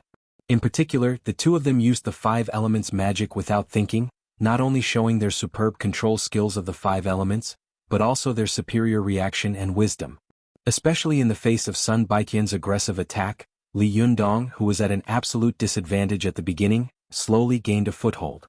Although he was facing a bad situation where the army was pressing on, he calmly dealt with it and thwarted Sun Baidian's attacks one after another. Not only did he stabilize his position, but he was also temporarily invincible. The cultivators in the field saw this and secretly admired him. They couldn't help thinking, if I were Li Yundong, would I be able to block Sun Baidian's attack, which was like a raging tide. Chapter 483. Go to Watch Network. Although Zhang Ling of the Jingyi school looked down on the Gizao sect and secretly regarded Li Yundong as a thorn in her side, she couldn't help but sigh to Zhou Ping when she saw this scene. During the Warring States period, the king of Chu summoned Liu Ban and built a large number of siege weapons to attack the Song dynasty. When Moz heard the news, he traveled thousands of miles to the Chu kingdom and launched a siege battle with Liu Ban. In that battle, Moz used his belt as a city wall and launched an offensive and defensive demonstration against Liu Ban. As a result, Liu Ban changed the siege technique 9 times, but Moz easily resolved it. I didn't expect that after more than 2,000 years, this offensive and defensive battle would reappear in such a form in front of us today. What an anomaly. Zhou Ping looked at Li Yundong with an extremely complicated gaze. She said indignantly in her heart, "Master, how could Li Yundong have cultivated for such a short period of time? How could he use so many magic arts? His thunder magic is so powerful, but why is he so proficient in the 5 elements magic?" Zhang Ling also looked at Li Yundong and shook her head slightly. She said in a low voice, "This boy must have had some kind of adventure again. Otherwise, it would be impossible for his magic cultivation to improve so quickly in such a short period of time." Zhou Ping glanced worriedly at Zhang Tianhe, who was standing next to her with a serious face. She whispered to Zhang Ling, "Master, then Shidik." Although Zhang Ling didn't like Li Yundong very much, she was also a rare great cultivator in the cultivation world, so she naturally knew what was good and what was bad. It was impossible for her to forcibly describe a short person as tall and a tall person as short in front of her disciple. Zhang Ling frowned slightly and shook her head at Zhou Ping, motioning for her to stop talking. Zhou Ping immediately shut her mouth. She knew that even her master was not optimistic about Zhang Tianhe's ability to compete with Li Yundong. Zhou Ping gritted her teeth and said, "Shidi has been working hard to cultivate since he was humiliated and returned to the mountain last time. This time his cultivation has improved greatly. He wanted to avenge his previous humiliation, but he didn't expect Li Yundong to improve even faster.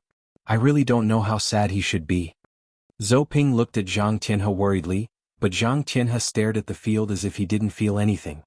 His body trembled slightly and he unconsciously clenched his fists. Although his face was expressionless, his eyes revealed strong jealousy and unwillingness. Just as the people outside were engrossed in this rare and wonderful battle, a small sparrow suddenly landed on the skylight of the yacht. This small sparrow stuck its head out and looked inside the skylight. After a while, a paper crane landed next to this sparrow. The paper crane and the sparrow stared at each other for a while, then turned their heads in unison and continued to look into the cabin. At this time, the battle in the cabin had become white-hot. Li Yundong began to change from defense to offense. He was becoming more and more proficient in the control of the 5 elements, and his understanding of the mutual promotion and restraint of the 5 elements was becoming deeper and deeper. At this time, the round table was no longer the scene of a dense group of clay soldiers attacking the city. Li Yundong's stronghold had become an impregnable stronghold. Under Sun Baitian's fierce attack, not only was the stronghold not weakened, but it had also become stronger and taller because of Li Yundong's ingenious use of force. However, Li Yundong's stronghold had become taller and larger, and Sun Baitian had no choice but to upgrade his clay soldiers and weapons. The clay soldiers, which had been the size of a fingernail, had gradually become the size of a baby's fist. The cultivators watching even had an illusion that if the two of them continued to fight like this sooner or later, the stronghold in front of Li Yundong would become a real ultimate stronghold, and sooner or later, Sun Baitian's clay soldiers would also become human-sized clay soldiers. While Sun Baitian was attacking the stronghold, Li Yundong also began to build his own army and began to attack Sun Baitian's stronghold. Everyone saw that Li Yundong was mobilizing his Jinshi to fight against Sun Baitian with all his might. For a moment, the clay soldiers on the table were fighting each other. On top of them, the 5 elements of gold, wood, water, fire, and earth were flying everywhere. One moment, Li Yundong had gained the upper hand in one battlefield, and the next moment, Sun Baitian had turned the tables on another battlefield. The two of them seemed to be fighting on a sand table battlefield. At this time, Li Yundong's Jinshi had reached its peak state. Although his face looked normal, white steam was rising from the top of his head. Sun Baitian's face changed from red to green, and the colors changed back and forth, like a chameleon. Sun Baitian saw that Li Yundong's stronghold was becoming stronger and stronger, while his own side had been attacking for a long time. His Jinshi was already a little weak, but his opponent, Li Yundong, was still full of divine light. His eyes were bright and unfathomable, as if he still had a lot of strength left. Sun Baitian was secretly shocked and thought to himself, "I've cultivated for decades, but I've never seen anyone with such a powerful and long aura. What's more, this person is so young. How did he cultivate? What's more, he is the leader of the Fox Zen school. I heard that this person has a bad reputation and is a lustful person. But how could a lustful person have such a powerful and majestic aura?" Sun Baitian was secretly shocked. He gritted his teeth and tried his best to hold on, but the momentum of the previous fierce attack was too strong and had consumed a lot of Jinshi. At this time, Li Yundong commanded his army to attack. It was really like a fierce beast coming out of its cage, like a flood opening the floodgates. In an instant, the battle line rushed back to the boundary between Yin and Yang, and his clay soldiers were beaten back again and again. At this time, the sharp-eyed cultivators knew that Sun Baitian was already an arrow at the end of its flight and could no longer hold on under Li Yundong's tide-like attacks. They shook their heads and sighed to themselves, "It's a pity that Sun Baitian lost like this. I don't know who this Li Yundong is. Even his 5 elements magic is so powerful that he can defeat Sun Baitian, who came prepared. Terrible, it's really terrible." But just as they were sighing, Li Yundong's troops and Sun Baitian's troops were fighting and colliding in the middle of the round table. Suddenly, the round table could not bear the heavy burden. With a crack, it broke into 2 pieces and fell in each of the 2 men's directions. Li Yundong and Sun Baitian were stunned at the same time. They looked at each other and did not speak for a while. Li Yundong looked at Sun Baitian as if asking him if he wanted to continue.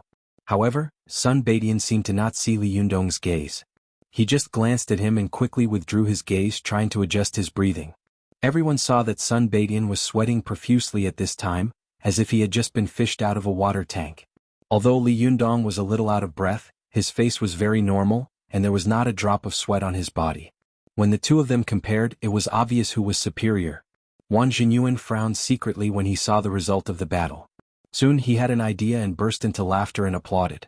"Wonderful, it's really wonderful." At this time, the crowd on the scene seemed to have woken up from a dream, and they burst into cheers and applause. Although this battle of magical powers was not as earth-shattering as the previous one, this battle of magical powers not only compared the two's cultivation and understanding of the 5 elements, but also compared the two's strategies and intelligence. This battle of magical powers was not only a live battle of offense and defense, but it was also the perfect application of military strategy in a battle of magical powers. Everyone couldn't help but be convinced by this. Just as the crowd was cheering deafeningly, the sparrow, who had been watching the scene from the skylight, suddenly spread its wings and flew up. It flapped its wings and flew into the sky. After flying in one direction for a while, it finally landed in the palm of an old man. This old man was wearing a black kimono and a pair of wooden clogs. He was Master Tsinyan of the Regoino Jinyan Tantrism in Japan, whom Li Yundong had met once in Shiyuan Temple. The old man gently stroked the sparrow in the palm of his hand with his wrinkled hand. He sighed softly and said, "Alas, I didn't expect that China, which claims to be the great China and the heavenly kingdom, would degenerate to such an extent. So many cultivators had actually been reduced to acrobatics. Sad, lamentable." Standing next to him was Shinsu, who had confronted Li Yundong before. The young monk was still wearing a famous brand suit and standing humbly behind a little girl. After hearing Master Xinyan's words, he said, "Master Xinyan, you worry too much. These cultivators have to fight secretly. How can they have any real ability?" Tachibana Wakako, who was wearing a red kimono with white flowers, looked like a cute doll. She looked up at Xinyan and said with a smile, "But Master Xinyan, I think their battle just now was very interesting." Xinyan shook his head and sighed. "Tachibana Wakako, after all, you are still a child, so you will find it interesting. In my opinion, what happened just now was simply a farce. In our Japanese cultivation world, this is simply incredible. A battle is a battle. This is a sacred and solemn matter. How can it be treated as a joke? In our cultivation world, a battle is a battle. If you don't win, you will die." Tachibana Wakako blinked her eyes as if she understood and asked naively, "Master Xinyan, do we still want to go to their Taoist assembly?" Xinyan thought for a moment and hesitated. While he was hesitating, he heard Shinsu say, "Master Xinyan, please allow me to go to the Taoist assembly and fight with Li Yundong. It will also let these Chinese cultivators know what a real battle is." Xinyan shook his head without thinking and said, "No, we're not here to cause trouble this time." Shinsu was greatly disappointed, but he didn't say anything more. He lowered his head obediently and stood respectfully behind Tachibana Wakako like a servant, not saying another word. However, Tachibana Wakako was a little unwilling. She pulled on Xinyan's sleeve and kept begging, "Master Xinyan, it's not easy for me to come out, and I happened to run into such a fun Taoist assembly. Let me go and have a look. I beg you, I beg you." Xinyan looked at Tachibana Wakako lovingly. He thought about it carefully and smiled helplessly. "Well, Tachibana Wakako, I really can't do anything to you." When Tachibana Wakako heard this, she was overjoyed and cheered, "Hooray! Master Xinyan is the best. Don't worry, I will be very obedient and won't cause any trouble." Hearing this, Xinyan put his hands in his sleeves and said proudly, "So what if you cause trouble? How can these cultivators who treat fighting as children's games be worthy of being our opponents?" After that, he burst out laughing. His laughter was like thunder, startling the little sparrow in his hand and causing it to fly away into the distance. I'm sorry, but because I don't have any manuscripts, the update time has become very unstable. I hope you can understand. In addition, there's no need to join groups 1 to 13. They're all full. If you want to join, please join group 14, 143153640. I can't guarantee when group 14 will be full. If you want to join, hurry up. Chapter 484. Go to WatchNet. When Xinyan, Shinsu, and Tachibana Wakako decided to go to the Taoist assembly, Li Yundong, who was on the yacht, had already become the target of public criticism. Go to WatchNet. Although there had only been 2 rounds of fighting, the strength Li Yundong had shown was enough to make the cultivators of all sects deeply afraid. Since ancient times, there had been no first place in literature and no second place in martial arts. Who wouldn't be jealous of the person who occupied the first place? Who wouldn't want to pull the first place down and climb up to it themselves? Dang Cheng of the Penglai sect shook his head and said loudly, "Jinren Li Jinren Sun, what a good battle. I've lived for so many years and it's the first time I've seen such a unique battle. It's wonderful, really wonderful. However, although this battle is wonderful, there should always be a winner. Who won just now?" This question hit the hearts of everyone.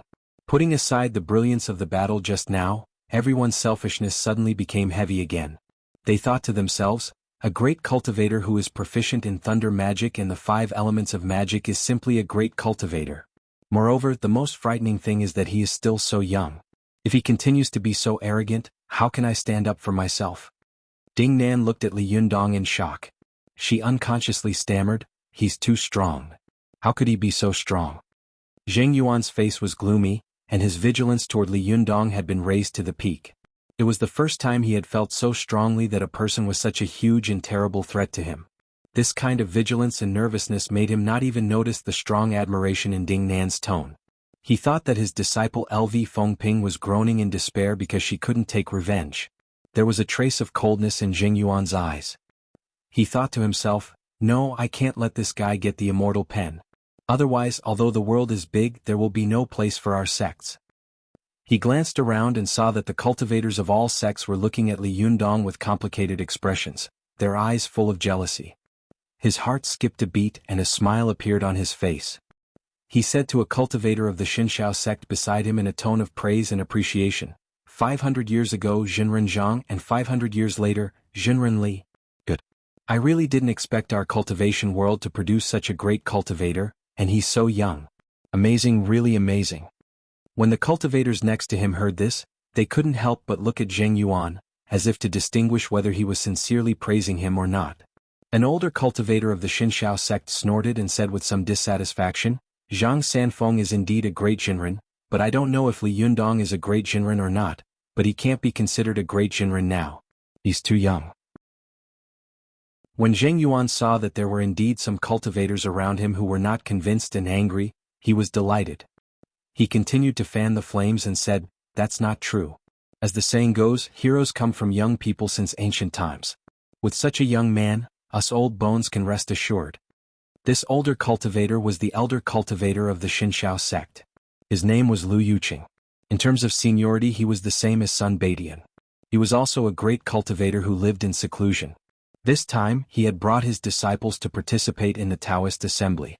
Originally, he wanted to show off, but he hadn't expected to be shocked by Li Yundong before he even got on the stage.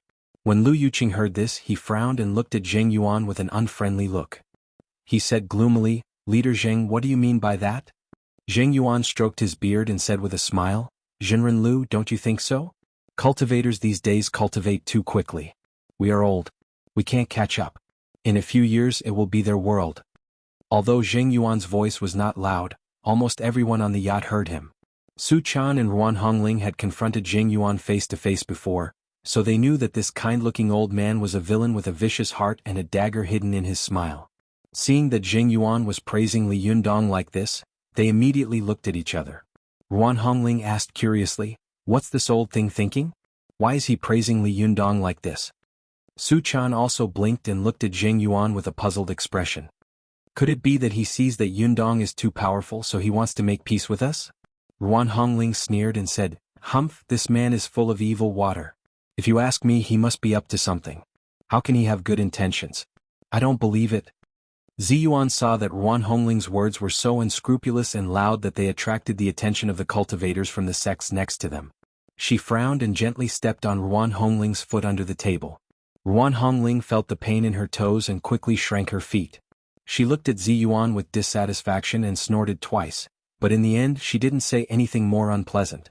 Ziyuan was a calm and low-key person, so she didn't want to cause trouble. However, Zhou Qin had just reached the Zhuji phase, so she was full of spirit. After hearing Ruan Hongling and Su Chan's words, she thought for a moment and sneered. This is a trick of praising Li Yundong openly and secretly. Zheng Yuan wants to incite the other sects to have a common hatred for Li Yundong and then attack him together. When Su Chan and the others heard this, they couldn't help but look at the cultivators of the other sections. Sure enough, they saw many meaningful gazes in everyone's eyes. There was no lack of jealousy in them. They were shocked and said angrily, it must be like this. Damn it, it's shameful. Su Chan asked anxiously, Sister Ziyuan, what should we do now?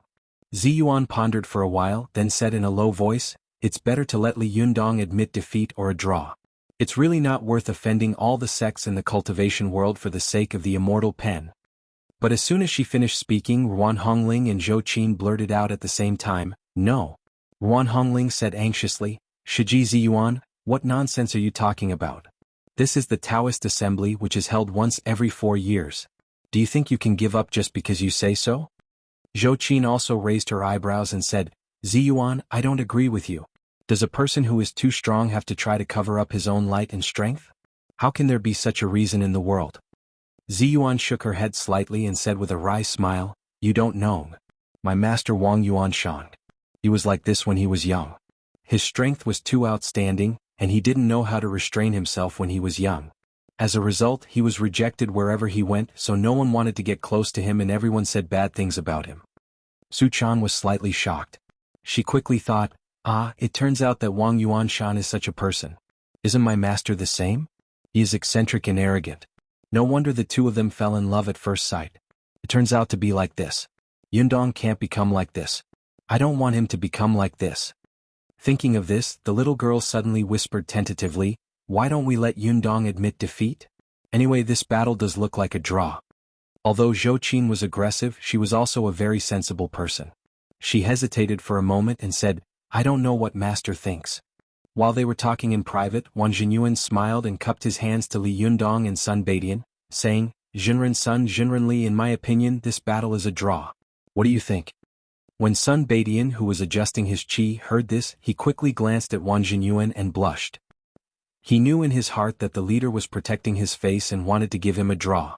Otherwise, if word got out that he, an old cultivator who had cultivated the 5 elements magic for decades, could not defeat a young man who had only cultivated for half a year, how could he bear it? How could he face others? The cultivators of the other sects were also well aware of this. Many cultivators were unwilling to see Li Yundong win 2 games in a row, so most of them were silent about this. Du Fei and the others wanted to say a few words of fairness, but they swallowed their words because they were afraid of offending more of their fellow cultivators. Only Dang Chong jumped up and shook his head loudly. No. When Wang Jinyuan heard him speak, he frowned, but he quickly relaxed and said with a smile, Dang Chong, what's your opinion? Dang Chong said loudly, in my opinion Sun Baidian Jinren Sun won this round. When everyone heard this, they were immediately surprised and looked at Dang Chong. Wang Jinyuan was also stunned. He hadn't expected that Dang Chong would speak up for him. He was overjoyed and said with a fake smile, Jinren Dang, what do you mean by that? Although Sun Baitian's expression was a little unnatural, he still looked at Dang Chong curiously. He wanted to see what kind of wise opinion this guy who liked to joke around was going to say. Dang Chong pointed at Sun Baidian proudly and said, look, Jinren Sun is sweating all over, but Jinren Li doesn't have a drop of sweat. Just now Jinren Sun adjusted his qi for a long time and didn't dare to say a word, but Jinren Li's qi was calm. In comparison, didn't Sun Baidian win? When everyone heard this, they thought, oh my god, this guy is saying the opposite. Sun Baitian's face turned blue when he heard this, and he was so angry that his whole body was trembling. Wang Jinyuan's face also turned purple. He shouted angrily, Dang Chong, you've gone too far. You have no respect for your elders. Dang Chong opened his mouth wide and said with a blank face, what's wrong with me? Am I wrong? Wang Jinyuan was furious, but he couldn't point out Dang Chong's words clearly. Otherwise, he would directly admit that Sun Baidian had lost. In a hurry, he shouted angrily, what do you mean by that? Dang Chong said with an aggrieved and innocent face, didn't you just decide who would win by working the hardest? I saw that Jinren Sun's forehead was full of sweat. Obviously he worked the hardest. Everyone immediately burst out laughing. Wei Qing, who was eager to see the world in chaos, also said in a low voice, then isn't the brick hauler the best in the world? Du Fei held back his laughter, glared at her, and shouted in a low voice, shut up, don't talk nonsense. Ruan Hongling, who was sitting not far from them, heard this and said in a strange tone, nonsense, the coal digger is the best. After that, everyone burst into laughter. When cultivators fought, the most important thing was to be unrestrained, calm, and free. The more powerful a cultivator was, the more ethereal he would be when he used magic, just like an immortal. In their opinion, only people with low levels would be in such a sorry state. Dang Chong's words were like a slap in Sun Baitian's face. Sun Baidian snorted angrily and stamped his foot, causing the yacht to tremble. He turned around and rushed out. Wang Jinyuan was very anxious and quickly chased after him. Sherbua. But no matter how he shouted, Sun Baidian covered his face with his sleeves and left quickly, refusing to look back. Wang Jinyuan gritted his teeth with hatred. A murderous look flashed in his eyes, and his face suddenly became extremely sinister and ferocious. But when he turned around again, Wang Jinyuan's face became calm again. He laughed and said, Sherbua left first. Jinren Li won the previous battle. Hearing this, Zhou Qin and the others sneered in their hearts. If you win, you win. What do you mean by that? Wang Jinyuan smiled and cupped his hands to Li Yundong, saying, Jinren Li, congratulations on winning another round. Are you ready for the next one? Li Yundong had been standing there with a smile on his face. In the face of the various gazes and private discussions of the crowd, he was like a mountain that had been brushed by a breeze. His emotions did not fluctuate at all. He cupped his hands to Wang Jinyuan and said with a smile, I'm ready, Master Wan. But who will be the next one? Everyone looked at each other for a while and thought to themselves, even Sun Baidian has lost. Can I guarantee that I will win if I go up? For a moment, there was silence in the yacht. Only Jing Yuan shook his head and sighed softly. Jinrenli is really young and vigorous. No matter what, he will consume a lot of Jinqi in 2 consecutive battles. He doesn't know how to rest well before going up. Alas. Although his words seemed to be a kind reminder, everyone's heart skipped a beat when they heard it. Yes, Li Yundong has fought 2 battles in a row. No matter how powerful he is, he must have consumed a lot of Jinqi. If we go up at this time, won't we get a big advantage? Su Chan, Ziyuan, Zhou Qin, and the others couldn't help but be furious when they heard this. They said in unison, Zheng Yuan is hateful. Su Chan said anxiously, Zheng Yuan is up to no good. He's inciting everyone to exhaust Yundong to death. Ziyuan frowned and said, that's right, but I don't know if anyone will come out to be cannon fodder. As soon as she finished speaking, an elder of the Xinshao sect stood up and said in a clear voice, I'm Lu Yuqing of the Xinshao sect. Jinrenli, shall we have a fight? Su Chan was shocked. Is there really someone who wants to be cannon fodder? Ruan Hongling sneered and said, you think that he is cannon fodder, but he thinks that he might get a big advantage. It doesn't matter if he loses. Anyway, Qin Yunyan and Sun Baitian have already lost, so there's nothing to be embarrassed about. But if he wins, he will earn back everything. When the girls heard this, they all gritted their teeth and cursed. Zhou Qin, who was standing to one side, saw that Li Yundong was smiling and was about to make an obeisance. Suddenly, an impulse surged in her heart. She stood up abruptly and said loudly, I'll do it this time. Her voice was loud and sudden, instantly attracting everyone's attention, and they all turned to look at her. Lu Yuqing looked her up and down and frowned. Who are you? Why are you here? Zhou Qin took a deep breath, calmed down, and cupped her hands in a clear voice. As the saying goes, when the master needs something, the disciple will do it for him. Lu Yuqing was slightly surprised and said, Are you Li Yundong's disciple? Zhou Qin said loudly, Yes, I am Li Yundong's first disciple. Zhou Qin? It's even later. I just finished writing a chapter, and there will be another chapter in the evening, but it may be a little late. I don't know the specific time. Don't wait, everyone. Get up in the morning and read it. In addition, group 14 is full. Wipe your sweat. Don't join it. I just opened a super group of 500 people, 28092211. Everyone please join it. If the group of 200 people is full in one day, then the group of 500 people can at least last for 2 days, right? Thank you to group owner Jiu for providing a super group of 500 people. Chapter 485. Go to watch net. Zhou Qin's words made the cabin suddenly quiet down. The cultivators of all sects looked at Zhou Qin strangely. Lu Yuqing even raised his head and laughed out loud. The young cultivators of the Xinshao sect who were accompanying him also let out a burst of mocking laughter. Go to watch net. 7 KOM. Lu Yuqing chuckled and didn't say anything.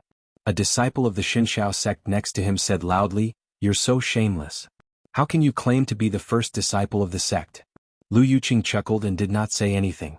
A disciple of the Xinshao sect next to him said loudly, How shameless.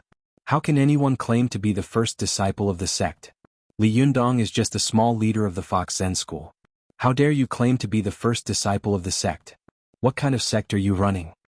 After that, they burst into laughter again.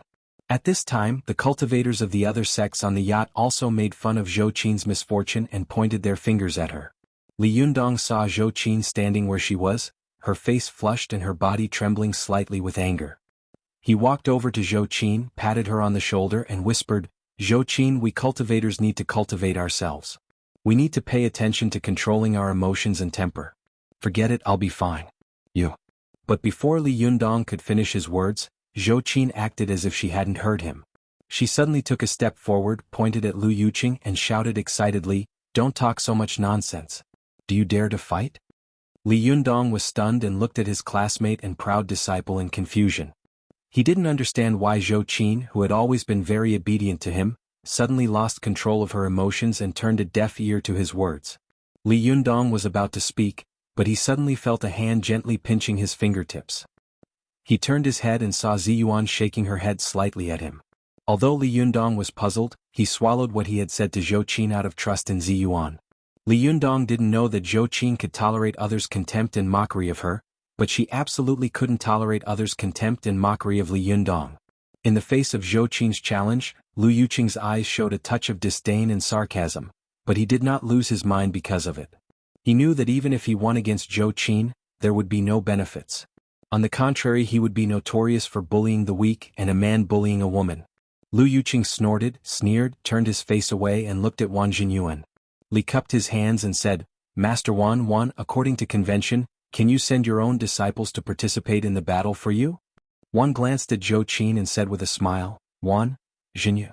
According to the rules of the Taoist assembly, the disciple can take on a battle for the master, but the outcome must also be counted. If the disciple loses, it will be regarded as the master's loss, and from then on he will be disqualified from participating in the competition for the treasure. According to the rules of the Taoist assembly, it doesn't matter if I lose, but if I cause Li Yundong to lose the right to participate in the competition, it will be a big crime. Li Yundong saw Zhou Qin looking at him, and his heart suddenly tightened. He knew that Zhou Qin had lost her confidence in winning and her aggressive spirit. She began to look forward and backward, worried about personal gains and losses. When Li Yundong saw Zhou Qin looking at him, his heart suddenly tightened and he knew that it was not good, because he knew that at this time, Zhou Qin had lost the confidence to win and the aggressive spirit from before. She began to look forward and backward, worrying about personal gains and losses. Once they fell into it, if they accepted the challenge it would be fine if they won, but if they lost they would fall into endless self-blame and regret, which was extremely disadvantageous to their cultivation. It could even be said that if they didn't have great opportunities and great determination, they would basically become second-rate cultivators, no matter how excellent their talent was. Moreover, once they were caught in it, it would be fine if they won, but if they lost they would fall into endless self-blame and regret. It was extremely detrimental to their cultivation. It could even be said that without great opportunities and great determination, a cultivator would basically be reduced to a second-rate cultivator no matter how talented they were. Moreover, if Zhou Qin did not accept the challenge, then her Taoist heart would be broken because no matter when she cultivated in the future, as long as she thought of what had happened today, she would regret retreating at the last minute and fall into a demonic barrier from then on. Jing Yuan, who also understood this, sneered. He took a meaningful look at Zhou Qin and then at Wang Jinyuan. Ding Nan, who was standing to one side, was very concerned about Zhou Qin. When she saw Jing Yuan sneer, she quickly asked, Master, what are you laughing at? Are you laughing at Zhou Qin for overestimating herself? Jing Yuan shook his head and said in a low voice, No, I'm laughing at Wang Jinyuan's ulterior motives. He didn't have to say the last sentence but he said it. What do you think his intentions were? This sentence can be said to be a trap for Zhou Qin. No matter what she chooses, it will be difficult for her to escape from this trap. Otherwise, she will fall into a demonic barrier, and from then on, it will be difficult for her to make any progress in her cultivation. Ding Nan looked at her former good sister with a complicated look in her eyes. She bit her lips slightly and asked, Is there no other way? Jing Yuan sneered and said, Yes. Accept the challenge and you must win. Otherwise, Zhou Qin's cultivation will be over. Ding Nan took a deep look at Zhou Qin and suddenly whispered, She will definitely win. Jing Yuan sneered and said, Are you kidding? At best, Zhou Qin is just a cultivator who has just reached the Zhuji phase. How can she defeat Lu Yuqing? Do you know who Lu Yuqing is? He is the shidi of the leader of the Xinshao sect, and his Shintong Kung Fu has been famous all over the world for more than a decade. How could Zhou Qin be his match? Hey, no matter which path Zhou Qin chooses, it will almost be the end of her cultivation. Wang Jinyuan is really good at scheming. Amazing, really amazing. As he said this, Jing Yuan said earnestly to Ding Nan, Pinger, you have to study hard. Fighting is not just about cultivation and spiritual energy, nor is it about whose powerful magical weapon is stronger. You see, Wang Jinyuan has almost destroyed a good cultivation seedling with one sentence. This is called a silver tongue which can fight against millions of soldiers. But Ding Nan didn't seem to hear him. She looked at Zhou Qin attentively and repeated stubbornly, She will win. She has to win. Jing Yuan was surprised and asked, Oh, why? There was a strange light in Ding Nan's eyes. She gritted her teeth and said word by word, Because she must be defeated by me. Jing Yuan was stunned and thought, Why is Pinger so strange? Why does it seem like she has an irreconcilable hatred for Zhou Qin? As the two of them spoke in low voices, Li Yundong gave Wang Jinyuan a meaningful look. Then he turned his face and said to Zhou Qin with a gentle expression, Zhou Qin, do you know what this battle means? Although Zhou Qin had had a life-and-death battle with Yan Fang before, it had been a moment of life and death. If she didn't fight she would die, so Zhou Qin had no choice. She had to fight desperately. In this case she could stimulate all her potential. But now it was very different. Zhou Qin could choose not to fight so that Li Yundong could continue to compete for treasures. In this case Zhou Qin felt that it was not right to accept the challenge, but it was also wrong not to. She couldn't help but whisper nervously, "I know. If I lose, Master, you will lose the right to seize the immortal pen." Hearing this, Li Yundong couldn't help but laugh. It was rare for him to show a very intimate attitude towards Zhou Qin in front of everyone. He reached out his hand and gently patted Zhou Qin on the shoulder. Then he took her hand and said earnestly, "Zhou Qin, you are wrong. For me, the immortal pen is indeed a very powerful and important powerful magical weapon, but compared to you, it is worthless. There are as many powerful magical weapons in the world as there are hairs on an ox. Do I have to rob them all? As long as I have enough powerful magical weapons, and if I lose them I can get them again in the future." Li Yundong looked at Zhou Qin gently, as if there was only him and Zhou Qin here. He said as if there was no one else around, "But if your cultivation falls into the devil's way here, there will be no turning back. So, for me, in this battle what I am most concerned about is whether you can defeat your inner devil. As for the immortal pen, I don't care about it at all. Besides, no matter how precious a powerful magical weapon is, it is just a dead object. In this world, how can there be a reason to value a dead object more than a living person? Haha, not to mention the immortal pen, even if all the powerful magical weapons in the world are piled here, they are not as important as you. Do you understand?"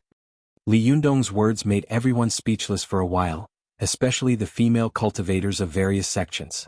They all looked at Li Yundong with little stars in their eyes, and their eyes were full of love. Wei Qing put her hands together in front of her chest, like a praying girl. She said with infatuation, "Oh my God, it's so touching. Li Yundong is really a peerless saint. If I were Zhou Qin, it would be worth it even if I died in the next moment." Yu Sheng, who was standing to one side, rolled his eyes and snorted. "Is it that exaggerated? Are you still a cultivator? You've watched too many idol dramas, haven't you?" Wei Qing immediately rolled her eyes even more and said, "What do you know? Is there any woman in the world who doesn't want a man to value her? What's wrong with female cultivators? Aren't female cultivators women?" Although Zhang Ling and the others of the Jingyi school had always had a grudge against Li Yundong, as female cultivators, they couldn't help but have a great change in their impression of Li Yundong after hearing his words. Zhang Ling couldn't help thinking in a daze, although Li Yundong has been against us again and again, he is also a sentimental person. Alas, if I had half the affection of Li Yundong, why would I have to spend the rest of my life alone? The little sister next to Zhou Ping couldn't help but tug at Zhou Ping's sleeve and whisper, "Shiji, Shiji. Li Yundong doesn't look like a bad person at all. How could a person who can be so good to his disciple in the world be a bad person?" When Zhou Ping heard Li Yundong's words, she suddenly felt sad and looked at Zhang Tianhe with extreme sadness. She thought to herself, "If my little Shirdi, who is more ambitious than the sky, could say such words to me like Li Yundong, even if it was just one sentence, then I would really die without regrets." Zhou Ping sighed deeply and smiled bitterly. "Little Shimmy, you don't understand. When you grow up a little, you will understand."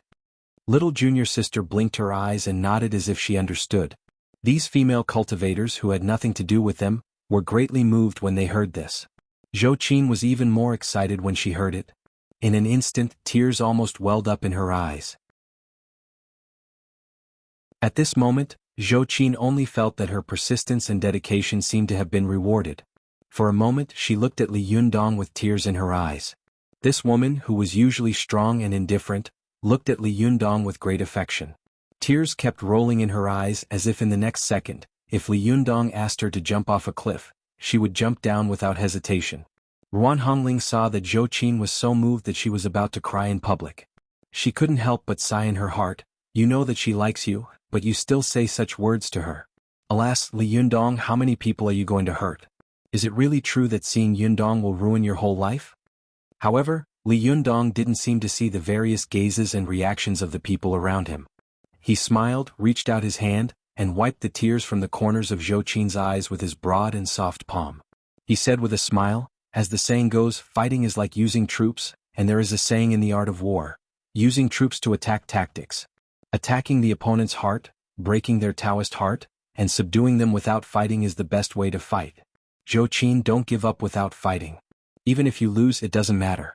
The most important thing is not to leave any regrets in your heart. If you lose something you can get it back. If you lose in a fight you can win it back. But once regrets are left they can't be made up for. Zhou Qin only felt that Li Yundong's palm was warm and soft. When his skin touched the corner of her eye, she even trembled slightly as if she had been electrocuted. His words made a warm power surge in her heart.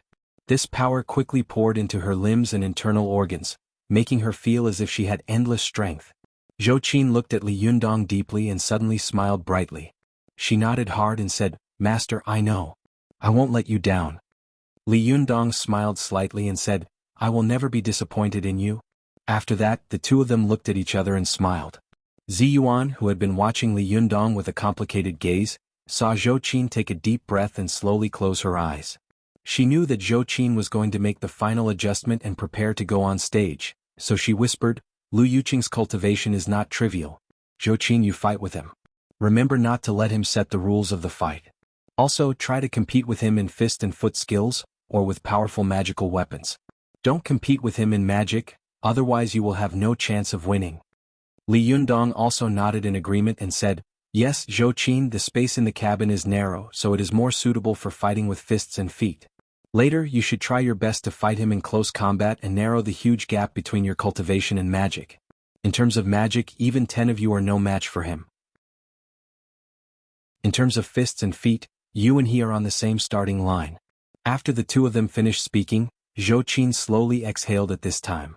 This breath shot out like a straight arrow until the couplets hanging on the cabin hit the wall and scattered in all directions, causing the pages of the couplets to rustle. Zhou Qin opened her eyes. She no longer looked back at Li Yundong or Ziyuan. She just stared at Lu Yuqing as if everyone in the world around her had disappeared, leaving only Lu Yuqing and herself. Zhou Qin took a step forward calmly. She cupped her hands and said in a sonorous voice, "I am Zhou Qin, the first disciple of Li Yundong. Jinren Lu, please enlighten me." Although the second chapter on the 8th is a little late, please forgive me for the sake of the fact that both chapters are really big chapters of 4,000 words. Tofu. Vote recommendation previous page, return to table of contents next page error report. If you like, please click here to add Keeping a Fox at Home to your bookshelf, so that you can read the latest chapters and updates of Keeping a Fox at Home in the future. If you have any suggestions or comments on Keeping a Fox at Home, please click here to express your personal views.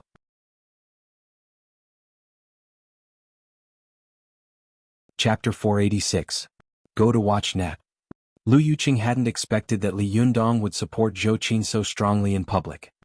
He hadn't expected that when Zhou Qin opened her eyes again, there would be no fear or worry in them at all. At this time, Zhou Qin had entered a state of selflessness. In her eyes there was no one else but himself. Go to Watch Net. Lu Yuqing sneered secretly and was very disdainful of Zhou Qin's overconfidence. He thought mockingly, "A serious sheep is just a sheep. Does she really expect to beat me? She's just a little girl. If I fight with her, others will laugh at me for bullying her." Lu Yuqing snorted coldly, turned his head to Li Yundong and said, "Jinren Li, if you send your disciple out, I'll also send my disciple out to pick her up. Otherwise people will say that I'm bullying the weak."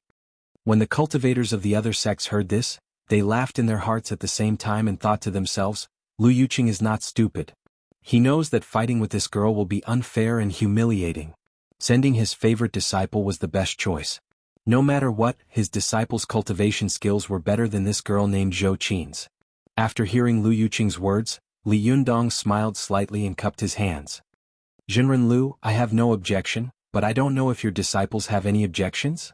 Aren't they afraid that if they lose the competition, they will lose the qualification to continue participating in the competition?" As soon as this was said, everyone immediately cheered in their hearts. Su Chan even laughed and said, "Wonderful. Yundong is really smart and powerful. This is called giving him a taste of his own medicine. Lu Yuqing wants to break Sister Zhou Qin's Taoist heart, so Yundong will break the Taoist heart of his disciple. Let's see what he can do." Sure enough, Lu Yuqing's face changed greatly. He looked at Li Yundong unkindly and said in a deep voice, "Jinren Li, what do you mean? How could my disciple be inferior to your disciple?" Li Yundong chuckled and said, "Then you have to ask them." Lu Yuqing turned his head to look at his disciple and shouted with a straight face, "Who dares to fight?" The disciples of their sect saw that Zhou Qin was extremely beautiful.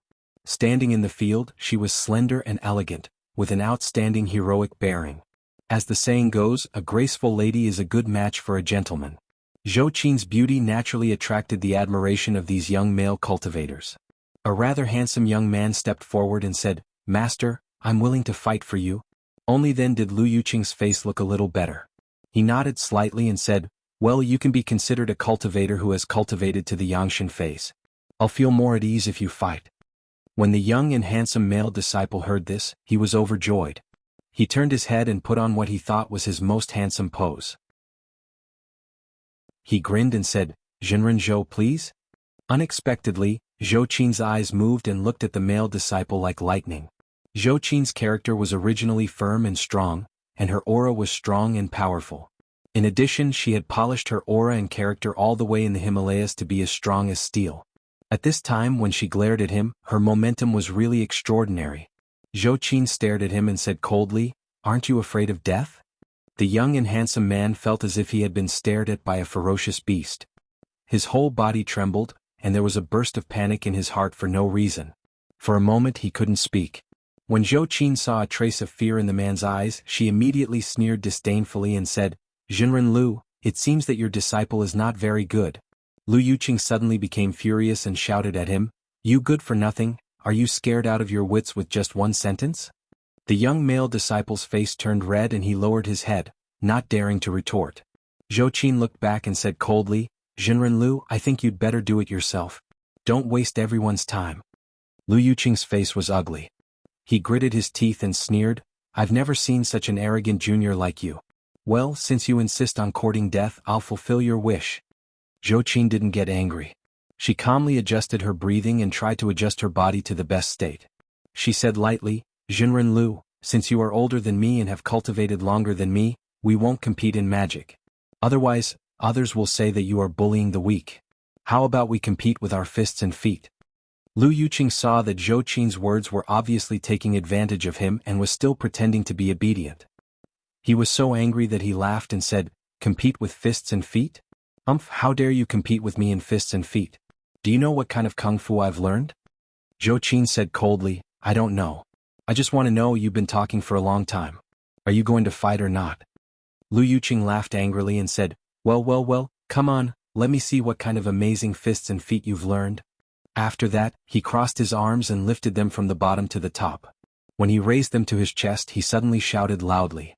His whole body shook, and a stream of jinqi burst out from inside. The clothes on his body made a crisp sound, and the corners of his clothes fluttered without any wind. Lu Yuqing frowned and glared. He flicked his sleeves, and as soon as his sleeves touched the edge of the table next to him, there was a sudden snap, as if a sharp sword had cut a hole in the hard mahogany leg. As the saying goes, medicine carries the Tao and martial arts defend the Tao. 9 out of 10 Taoists practiced martial arts. The cultivators in the cabin were also knowledgeable about fists and feet. They were suddenly shocked, and some cultivators couldn't help whispering, "What a strong force." Lu Yuqing flicked his sleeves and immediately showed an extremely powerful and fierce kung fu. Su Chan, Ruan Hongling, and the others all gasped when they saw this. Ruan Hongling couldn't help but ask Ziyuan, "Sister Ziyuan, what kind of kung fu is this?" Ziyuan saw that Lu Yuqing was standing alone like a golden rooster. One of his hands was clenched into a fist and the other was stretched out behind him. Although he was standing on one leg, he was as stable as a pine tree, and there was a deadly killing move hidden in his posture. Ziyuan was slightly shocked and whispered, "Oh no, this seems to be the Baji fist." Ruan Hongling was shocked. "The Baji fist? Isn't Zhou Qin in danger?" Ziyuan's face was solemn as she quickly glanced at Li Yunyang. She shook her head at Ruan Hongling and didn't say anything else, but her expression was full of worry. There were also young cultivators in the cabin who had just entered the sect and had followed their seniors to participate in the Taoist assembly to watch the fun. Seeing Lu Yuqing's strange posture, they couldn't help asking, "What kind of fist technique is this? It looks so strange." An older cultivator who knew the ropes explained, "This is the Baji fist." "The Baji fist? Is it the Baji fist that Emperor Kangxi personally nominated? Tai Chi can bring peace to the world, and the 8 levels of martial arts can determine the universe?" "Exactly. The Baji fist is known as the supreme of external boxing." TSK, it seems that Zhou Qin is in danger. I didn't expect Lu Yuqing of the Xinxiao sect to know the Baji fist. I thought he was practicing internal boxing. Aren't Buddhist fist techniques the majority of the external martial arts? That's not true. Ding Faxiang, who made the Baji fist famous all over the world, is a disciple of our Taoist sect. The person who taught him Kung Fu is Jinren Huangju, who is known as the Slovenly Taoist. I don't know what Zhou Qin can do. Can she beat Lu Yuqing? While everyone was talking about it, Lu Yuqing suddenly glared at Zhou Qin and shouted, "Come on!" After that, he moved forward. However, Zhou Qin suddenly raised her palm and said, "Wait a minute." Lu Yuqing forcibly withdrew his strength and said unhappily, "What else do you want to say?" Zhou Qin said, "Since we are fighting to the death, we naturally don't have to be responsible for killing or injuring each other, right?" Lu Yuqing sneered and said, "Of course. Little girl, if you are afraid, it's not too late to retreat now. You haven't cultivated to the level where your yin spirit can travel. If you die, you will die like a lamp going out and there will be nothing you can do." Zhou Qin smiled slightly as if she hadn't heard Lu Yuqing's words. She said, "Then I see. Let's get started." Lu Yuqing took a deep breath and was about to step forward again, but as soon as he moved, he heard Zhou Qin say, "Wait." Lu Yuqing's qi had just gushed out like a flood from a sluice gate, but he had to immediately retract it. He was very depressed and shouted impatiently, "What do you want?" Zhou Qin smiled and said, "There are still some things we need to make clear first." Lu Yuqing said angrily, "What is it? Can't you say it all at once?" Zhou Qin smiled and said, "Didn't you talk for a long time before? Why are you getting impatient all of a sudden?" Lu Yuqing only felt that as a senior of the Xinxiao sect, he was actually entangled with a junior here. He didn't know where to use all his strength, and a wave of anger rushed to the top of his head. He said angrily, "Times have changed. How can it be the same? What on earth do you want? Tell me quickly." Zhou Qin smiled and said, "I want to say that no matter who wins or loses, who lives or who dies, we can't continue to pursue this matter. What do you think?" Lu Yuqing said angrily, "Nonsense. Do you still want to fight or not?" Zhou Qin calmed down and stood upright. She said, "Come on." Lu Yuqing snorted angrily and set up his posture again. Just as he was about to use all his strength, he heard Zhou Qin shout again, "Wait." At this time, the people on the sidelines couldn't help but laugh in a low voice. Lu Yuqing flew into a rage and said, "Why do you have so many tricks up your sleeve? If you don't want to fight, get out of here." Zhou Qin was not angry. She smiled slightly and said, "I have to say something to my master." After that, she ignored Lu Yuqing and walked over to Li Yundong's table. When Li Yunyang saw Zhou Qin coming over, he took advantage of the cover of his body and quietly gave her a thumbs up. He laughed and said in a low voice, "Not bad. Lu Yuqing has already been provoked by you to be impatient. She will be exhausted in the end." Ziyuan also warned in a low voice, "Zhou Qin, remember to overcome strength with softness later. Don't fight Lu Yuqing head-on. He practices the Baji fist. This kind of fist technique is fierce and explosive. It's very terrifying." Zhou Qin nodded to show that she had heard it. She picked up the teacup and took a sip, then turned her head and walked back to the field. At this time, Lu Yuqing was already extremely impatient. In his heart, even if a beautiful and delicate girl like Zhou Qin knew Kung Fu, it was just a fancy move not worth mentioning at all. As soon as she touched his Baji boxing, she would definitely be defeated. Zhou Qin moved her wrists and ankles on the spot and said to Lu Yuqing, "Jinren Lu, are you ready?" At this time, Lu Yuqing was too lazy to put on a posture. He looked at Zhou Qin impatiently and said, "I've been ready for a long time. But are you ready?" Zhou Qin smiled slightly. Her right foot was slightly in front of her and her body leaned forward a little. Her back was slightly raised and she said, "I'm ready." Lu Yuqing waved at Zhou Qin. "Then come on." Zhou Qin took a deep breath and said slowly, "Well, okay." After that, her eyes suddenly opened, and all the strength in her body exploded like a high explosive. Zhou Qin's right foot suddenly stepped down, and with a bang the yacht was obviously tilted. With this force, her body rushed toward Lu Yuqing like a cannonball. The people on the sidelines only felt a strong wind blowing in their faces, as if a fierce tiger had suddenly jumped down a mountain stream with unstoppable force. Lu Yuqing was shocked. He hadn't expected that Zhou Qin's sudden attack would be so powerful. In the blink of an eye, she had already rushed in front of him. If it had been an ordinary person, they might have been in a hurry at this time and been caught off guard by Zhou Qin. However, Lu Yuqing's Baji boxing was a kung fu that could be used for long-range and short-range attacks. The name of the Baji boxing was exactly the meaning of level 8. Level 8 can reach extremely far places in all directions. Lu Yuqing shouted loudly, "Come on!" He tilted his body slightly, one hand behind him, and his 5 fingers closed like a bird's beak. The other hand was in front of him, and he slapped down on Zhou Qin's head. This was the turning back palm Chaiyang hand of the Baji boxing. Lu Yuqing's punch was like a strong man waving an iron hammer, smashing toward the top of Zhou Qin's head. If it hit, Zhou Qin's brain would burst and she would die on the spot. However, Zhou Qin didn't dodge. Her eyes widened and with a loud shout, she punched hard at Lu Yuqing's throat. This was exactly the move that she had learned from Li Yundong when he had fought with Huang Yifei at school. Go straight, attack the enemy with the momentum of a thunderbolt. When everyone saw that Zhou Qin and Lu Yuqing were about to fight to the death, they were all shocked. They stood up and looked at the field with their eyes wide open. One was an old and experienced cultivation senior, and the other was a beautiful and young cultivation rookie. Who would win in a life and death battle?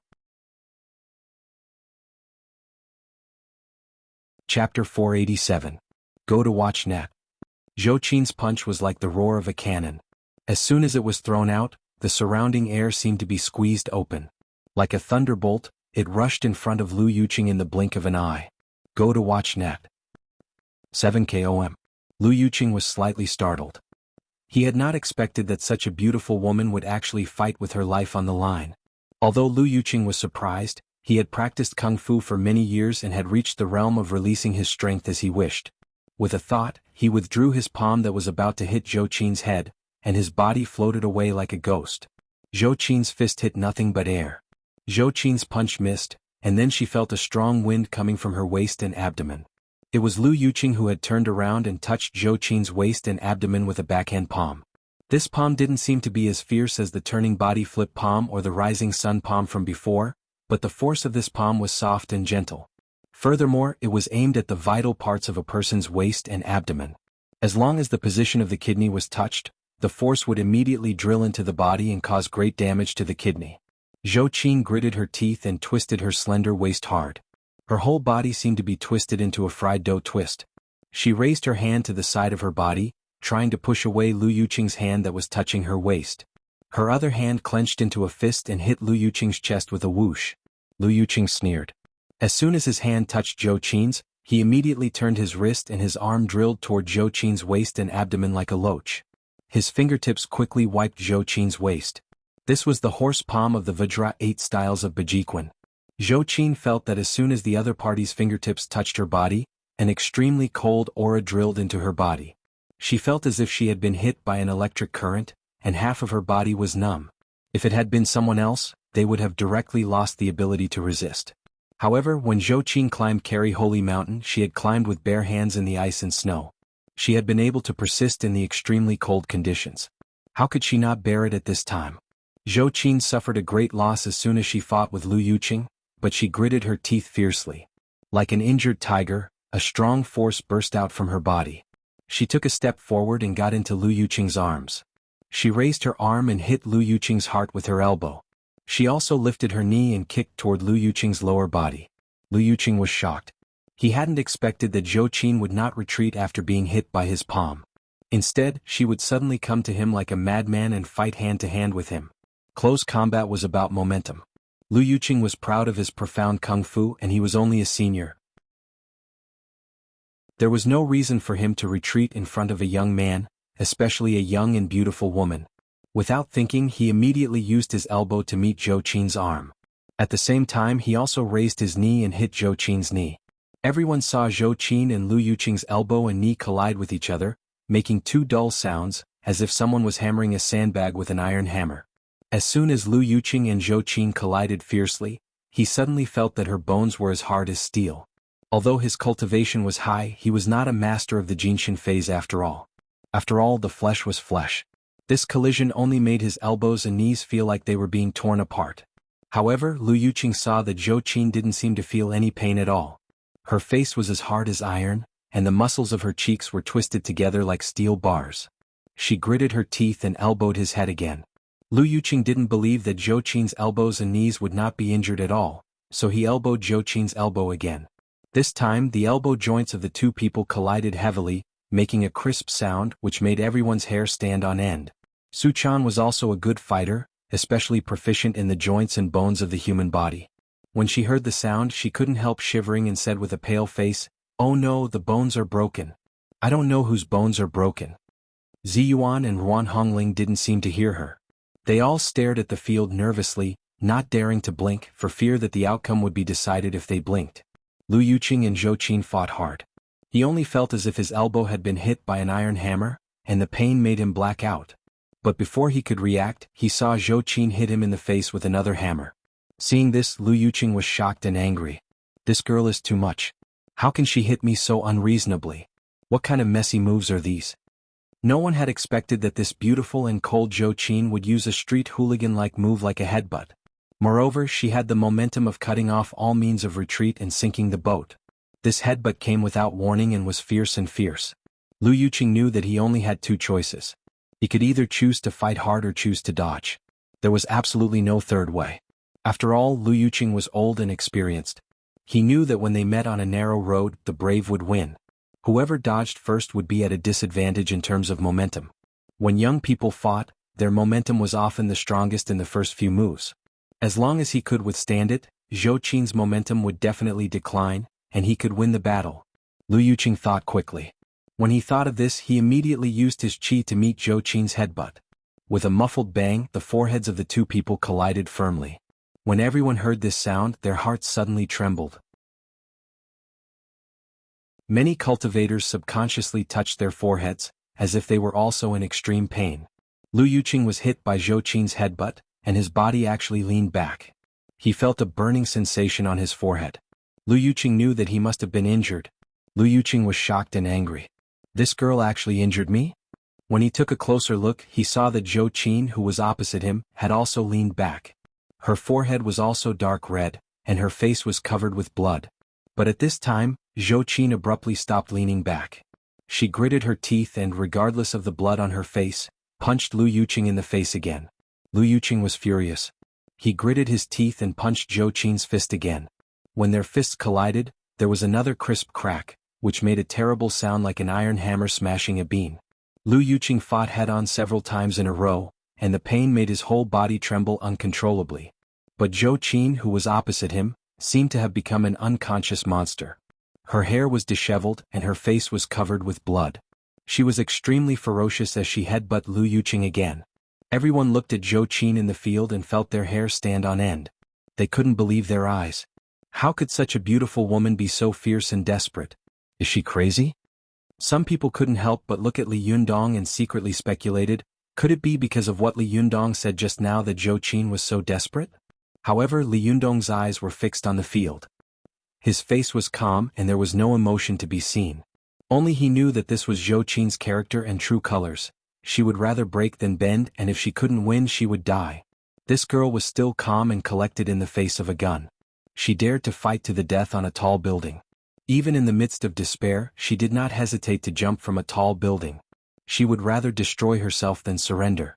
This seemingly weak girl's body hid an extremely terrifying power. It could destroy all of her enemies and it could also destroy herself. Lu Yuqing saw Zhou Qin smashing her head over again. At this time, this beautiful woman had completely transformed into a ferocious and extremely fierce Banda lamb.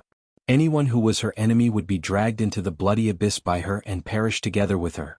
Zhou Qin's madness was far beyond Lu Yuqing's expectations and imagination. In the face of another fierce attack from Zhou Qin, he finally hesitated and became timid. He took a step back and finally chose not to fight head-on. Instead, he chose to avoid the sharp edge.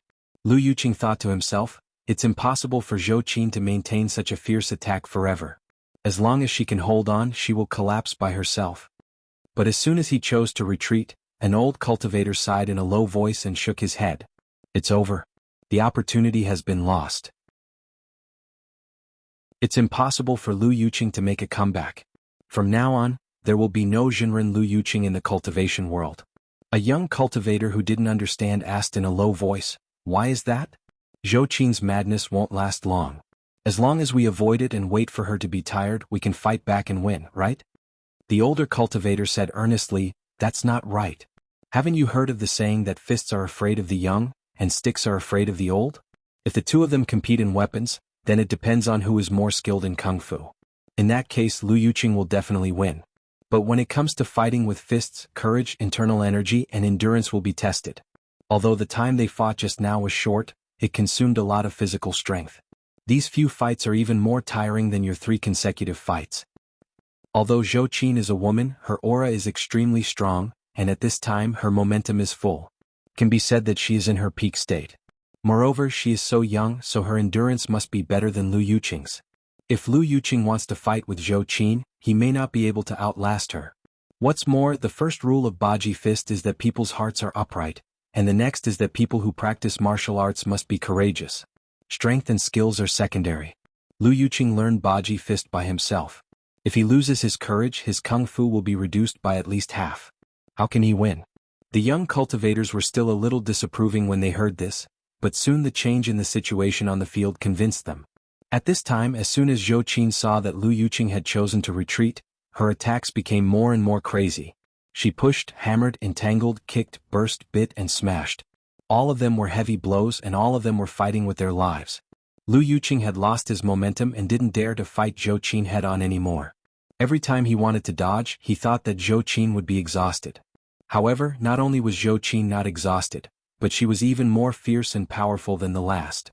Lu Yuqing was beaten back again and again, but after all he was strong. Although he was retreating, his feet were not in disorder at all.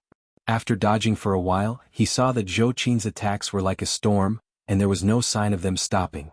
Instead, he was a little out of breath. Lu Yuqing was anxious. He knew that if he continued to waste time like this, it was very likely that he would be exhausted to death by Zhou Qin here. He calmed himself down. When he saw Zhou Qin's punch coming, he suddenly turned around and ran back. Without thinking about it, Zhou Qin immediately stepped forward to chase after him. But as soon as she caught up with him, she saw Lu Yuqing suddenly turn around and sweep his elbow, like a powerful and strong knife-dragging chop. This move was sudden and unexpected. It was the knife-dragging skill taken from the battlefield. In the past, Guan Yu, the warrior sage, had relied on this move to kill countless ghosts. Those who knew what it was immediately cheered loudly. But as soon as their voices came out, they saw Zhou Qin's body suddenly lean forward quickly. It seemed that because she had rushed too fast before, she could not control her momentum, so she simply leaned forward to avoid Lu Yuqing's unique skill. But as she dodged, the back of her head and her entire back were exposed to Lu Yuqing. Lu Yuqing's elbow swept across Zhou Qin's back. Seeing that Zhou Qin had revealed such a big flaw, he was overjoyed. He raised his hand and smashed the back of Zhou Qin's head with a hammer. But as soon as he raised his hand, Zhou Qin suddenly turned over and kicked out from behind her head. Like a scorpion wagging its tail, she pounced on Lu Yuqing's face like lightning and thunder. Lu Yuqing hadn't expected that Zhou Qin, who had always fought in a rough and simple way, would use such a subtle move. He didn't even have time to react before Zhou Qin kicked him in the face. Lu Yuqing only felt a pain in his face and almost fainted. He immediately closed his eyes and retreated. His hands were like 2 closed doors in front of him, waiting for Zhou Qin to break in. As expected, Zhou Qin immediately chased after him without hesitation. She slapped Lu Yuqing's ear mercilessly, but Lu Yuqing was experienced. His hands stretched out like poisonous snakes and touched Zhou Qin's neck in an instant. As long as he exerted force, Zhou Qin's delicate neck would be broken by Lu Yuqing. But just as Lu Yuqing grabbed Zhou Qin's neck, he also felt that Zhou Qin's fingers had touched his eyelids at the same time. A chill went straight to the back of his head, as if Zhou Qin's 2 slender fingers would penetrate his eye sockets and pierce straight into his brain in the next second. Although Lu Yuqing also held Zhou Qin's life in his hands, he did not feel that Zhou Qin had the slightest intention of giving up. He had no doubt that if he broke her neck, this woman would definitely pierce his eye sockets with her fingers before he broke her neck. She would die with him. Was it worth it to give up his life for a fight? At this moment, Lu Yuqing even forgot that he was a young spirit master. Zhou Qin's crazy and terrible way of fighting had completely destroyed his will to resist. Without thinking about it, Lu Yuqing immediately let go of Zhou Qin's neck and shouted in horror, "Stop, I admit defeat, I admit defeat." At this time, he felt Zhou Qin's fingertips stop on his eyelids, as if the muzzle of a gun was against his forehead. It was cold. Zhou Qin maintained the posture of 2 dragons fighting for a pearl. Her 2 fingers were like strong steel hooks. Her hair was disheveled and her face was covered in blood. She gritted her teeth and said fiercely, "Do you really admit defeat?" Lu Yuqing nodded without hesitation. I admit defeat. At this time, the ferocious expression on Zhou Qin's face slowly faded. She withdrew her hand and let out a long breath.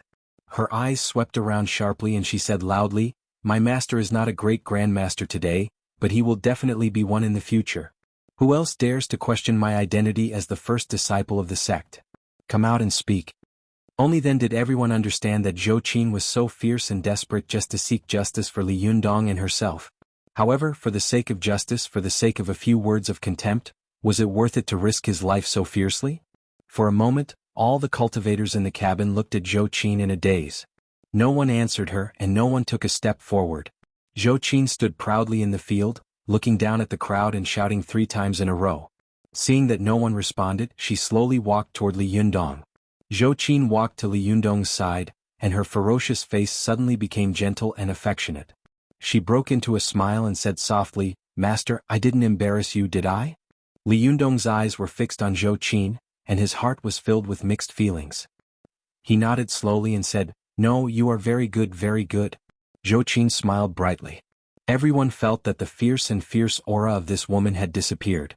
In an instant, the blood-stained steel knife had turned into a blood-stained peony. Her beauty was sad and her appearance was peerless. After Zhou Qin smiled, her body suddenly tilted and fell softly toward Li Yundong. Only then did everyone know that Zhou Qin was already an arrow at the end of its flight. She had held on until now with one breath. The cultivators of all sects sighed. Du Fei of the Chuanjin Dragon sect shook his head and sighed. After this battle, all the cultivators in the world will know Zhou Qin's reputation for being iron-blooded and brave. They will all know that Li Yundong has such a disciple who can't be easily taught. From now on, no one will dare to look down on Li Yundong, and no one will dare to look down on Zhou Qin, a cultivator who has just entered the sect.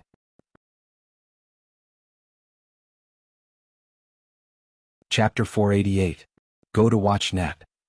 He took 2 steps forward and hugged her. He mobilized his Jinqi to scan her body and was shocked. The qi in her body was in a mess, and the bones in her elbows, knees and fists were broken beyond recognition. Li Yundong took a deep breath, narrowed his eyes and gave Lu Yuqing an unfriendly look. He saw that Lu Yuqing was standing there in a daze. Ever since he had said that he would admit defeat, she had lost her spirit. He had been standing there like a walking corpse, motionless as if he was extremely regretful. Why didn't I persist a little longer? Li Yunyang knew that Lu Yuqing's Taoist heart had been broken. From now on, his cultivation was over. The anger in his heart dissipated a lot. He sighed slightly and gently wiped the blood from her face with his hand. "Does it hurt?" Zhou Qin forced a smile. The sharp pain in her body made her unable to speak for a while. At this time, the qi in her body was still very strong, but her body was too seriously injured. Especially after the fierce head-on collision, her bones had been severely damaged. Watch net. Seeing this, Ziyuan hurriedly stepped forward and reached out to take the pulse on Zhou Qin's wrist. She took a breath, and the nervous expression on her face suddenly relaxed a lot. She let out a breath and said softly, "Fortunately, there is no danger to her life. It's just that many of her bones are broken." After that, Ziyuan asked Zhou Qin in a low voice, "How do you feel?" Zhou Qin's lips trembled as she forced a smile and said, "I'm okay, just a little dizzy." Li Yundong smiled and said, "Fool, if you hit him with your head like that, it would be strange if you didn't faint." He turned around and said to Su Chan, who was looking at Zhou Qin with concern, "Chaner, will you take Zhou Qin to see a doctor?"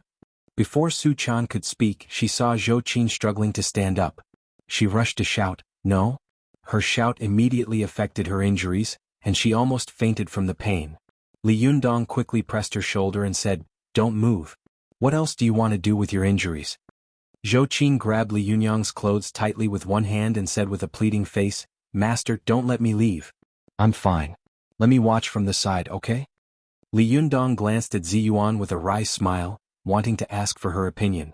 Ziyuan knew that Zhou Qin was born stubborn. She sighed softly and nodded slightly. "It's okay. Let her stay here. Her internal organs are not injured, and her meridians are not damaged. As long as she doesn't exercise strenuously, it will be fine." Li Yundong sighed and helplessly helped Zhou Qin to the side of the table. He let Su Chan hold her gently and said, "Well, I can't do anything to you. Just watch from the side." Zhou Qin's face lit up with joy and she stopped talking.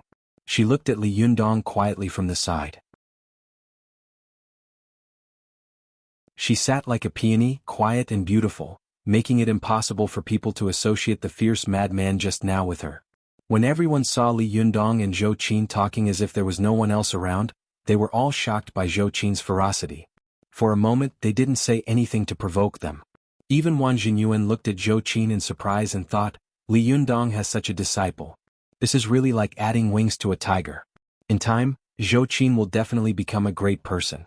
Why don't I have such a disciple? Damn it. Thinking of this, Wang Jinyuan cupped his hands to Li Yundong and said, Jinrenli, your Fox Zen school has won 3 games in a row. Do you want to continue? Li Yundong smiled slightly. Of course. I wonder which fellow Taoist would like to give me some advice? The cultivators of the various sects looked at each other for a moment. They were still immersed in the strong shock and impact that Zhou Qin had brought them, and some of them couldn't come to their senses. Moreover, Li Yundong had rested for a while, so at this time he was already full of breath and spirit. If they went on stage again, wouldn't it be like helping others? The cultivators of the various sects turned their heads to look at the few people who were recognized as the strongest in the field and had a grudge against Li Yundong at the same time. But at this time, Zhang Qianhe of the Jingyi school looked down at the ground as if there was a flower growing there. Wang Lingfei looked down at his slender and delicate hands, as if he was admiring a peerless treasure. Yu Sheng of the Chuanjin dragon sect closed his eyes, as if he had fallen asleep. Zhang Tsuani, who had said that he would win first place, was drinking tea slowly as if he was on vacation.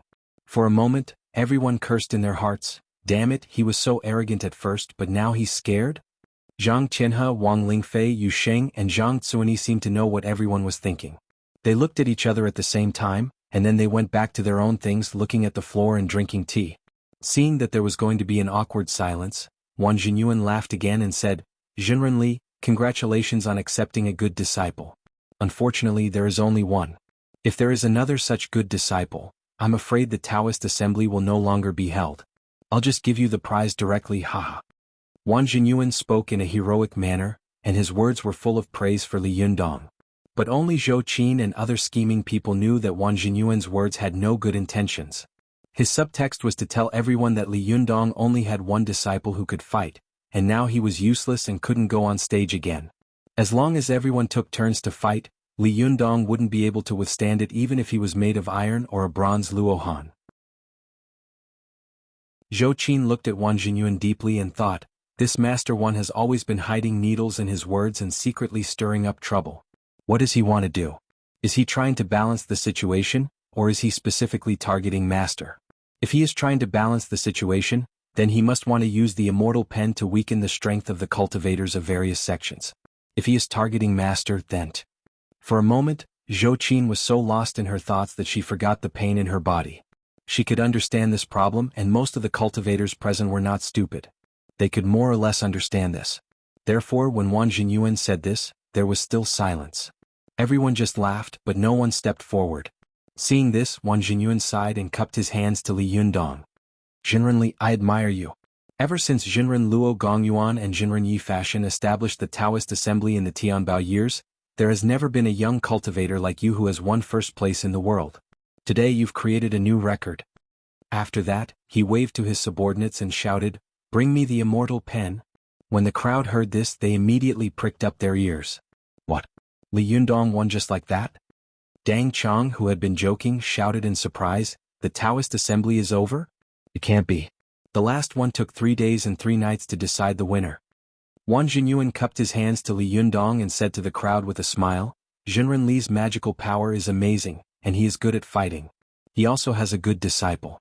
No one is willing to go forward to fight with him, so he naturally won. Ah, Jinren Li is really a young hero.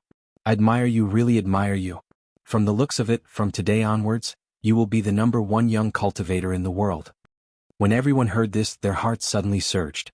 It's one thing to go on the stage or not, but it's absolutely impossible for the Taoist assembly to end like this and let Li Yundong take away the immortal pen so easily. Zhang Qianhe, Wang Lingfei, Yu Sheng and Zhang Tsuani, who had originally stayed out of the matter, suddenly opened their eyes wide. As if they had a tacit understanding, they stood up and shouted at the same time, I'll do it. Everyone was shocked, and then they all became excited. Well, either none of us go on the stage or all of us go on the stage together. Well, these 4 are the best of the younger generation in the cultivation world. If they go on the stage, they should be able to suppress Li Yundong. Zhenyi School was determined to re-establish its position as the hegemon of the cultivation world, so they were very unwilling to see a powerful cultivator lead a crooked path to win the first prize of the Taoist assembly. The other sects were even more unwilling to see a notorious sect suddenly rise, because it indirectly affected their interests. Why can the Fox Zen School shine so brightly? What right do they have to suppress us? People fight for their dignity and Buddhists fight for their incense. No one would think that they were inferior to others, especially cultivators. Zhang Qianhe, Wang Lingfei, Yu Sheng, and Zhang Zuani stood up at the same time and spoke at the same time. They were also stunned and looked at each other. Then they snorted and turned their faces away, looking down on each other. Seeing that he had finally provoked these four people, Wang Jinyuan was overjoyed. He smiled and said to them, "Well, you are indeed the descendants of a famous family. You have courage. I just don't know which Jinren will go on stage first." Zhang Qianhe and the other three looked at each other. There was a hint of wariness in their eyes, but they all remained silent. Wang Jinyuan had an idea and said, "How about drawing lots?" When everyone heard this, they were immediately happy and said with a smile, "Master Wan, that's a good idea. Let's do it this way." These cultivators didn't want to go on stage anyway, so they followed suit and made a ruckus. Zhang Qianhe and the others were a little embarrassed and froze on the spot. As a Sichuan native, Zhang Zuani had always had the character of "I am the best in the world." He was the first to say loudly, "Okay, Master Wan, let's do it this way." As soon as he spoke, the other three had to speak up. Wang Jinyuan was overjoyed and immediately asked someone to bring him a ball of paper. After he finished writing, he asked someone to bring an airtight jar and threw the note into it. He said with a smile, "You four please. Don't use your magic or it will be regarded as cheating and you will be disqualified." Zhang Qianhe was a gentle person. He smiled slightly and did not speak.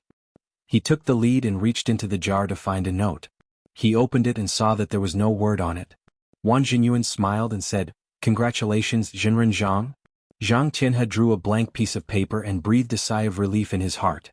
But as soon as he let out a sigh of relief, he suddenly became vigilant. Why did I feel like I had been pardoned when I didn't draw the first piece of paper? Am I really afraid of Li Yunyang? Zhang Qianhe's face darkened for a moment and he shouted in his heart, "No, this is impossible. I am stronger than him, much stronger than him." Zhang Zuani of the Qingqing sect then came to draw the note. He looked strangely at Zhang Qianhe, who was standing to one side, but he didn't think too much about it. He reached out and also drew a piece of paper. Everyone saw that both of them had drawn a piece of paper, so the next person to go on stage would either be Yu Sheng or Wang Lingfei. Wang Lingfei narrowed his eyes slightly and said to Yu Sheng, "Jinren Yu, you go first." Yu Sheng snorted and said, "It's just a 50% chance. Let's fight. What's there to be afraid of?" After that, he stopped touching the note and said loudly, "I'll go this time." Everyone immediately cheered, "Good job, Jinren Yu." Li Yunyang smiled slightly and cupped his hands to Yu Sheng. "Jinren Yu, we're going to fight again. I wonder what we're going to compete in this round?" Yu Sheng walked into the field unhurriedly, cupped his hands and said, "Jinren Li, I admire your powerful magic and powerful magical weapons. I admit that I am inferior to you. Therefore, I want to compete with you in Yang spirit and see whose Yang spirit is more powerful. What do you think?" Li Yunyang laughed and said, "I dare not disobey." Everyone was overjoyed when they heard this. They all knew that in a fight, only a fight between Yang spirits consumed the most jinqi. Often, after a fight, a cultivator's jinqi would be almost exhausted, and there would not be much left. Li Yundong had agreed to fight with Yu Sheng for Yang spirits, so wouldn't he be exhausted to death? Even if he won, he would definitely suffer a great loss in the next round. At that time, wouldn't it be a great advantage for them to go up? For a moment, everyone was thinking about all kinds of tricks. Wang Jinyuan looked at the field in the cabin. At this time, the field had been messed up by Zhou Qin and Lu Yuqing. He smiled and said, "Wait for me to get someone to clean up the field, and then the two of you can fight again. How about that?" As soon as he finished speaking, a disciple of the Gezhou sect suddenly ran in a hurry and whispered something in Wang Jinyuan's ear. When Wang Jinyuan heard this, his face suddenly changed and he shouted sternly, "How could such a thing happen? Who are they?" If nothing unexpected happens, there should be another round in an hour and a half. See that you're tuning in to the Han Li's Wuxia Adventures YouTube channel. We're so grateful for your support and don't forget to subscribe to join us on this incredible journey through captivating stories. Your generosity through donations truly makes a world of difference. as it's the primary source of revenue that allows me to expand and enhance this channel for you. Thank you from the bottom of my heart for being a part of this adventure.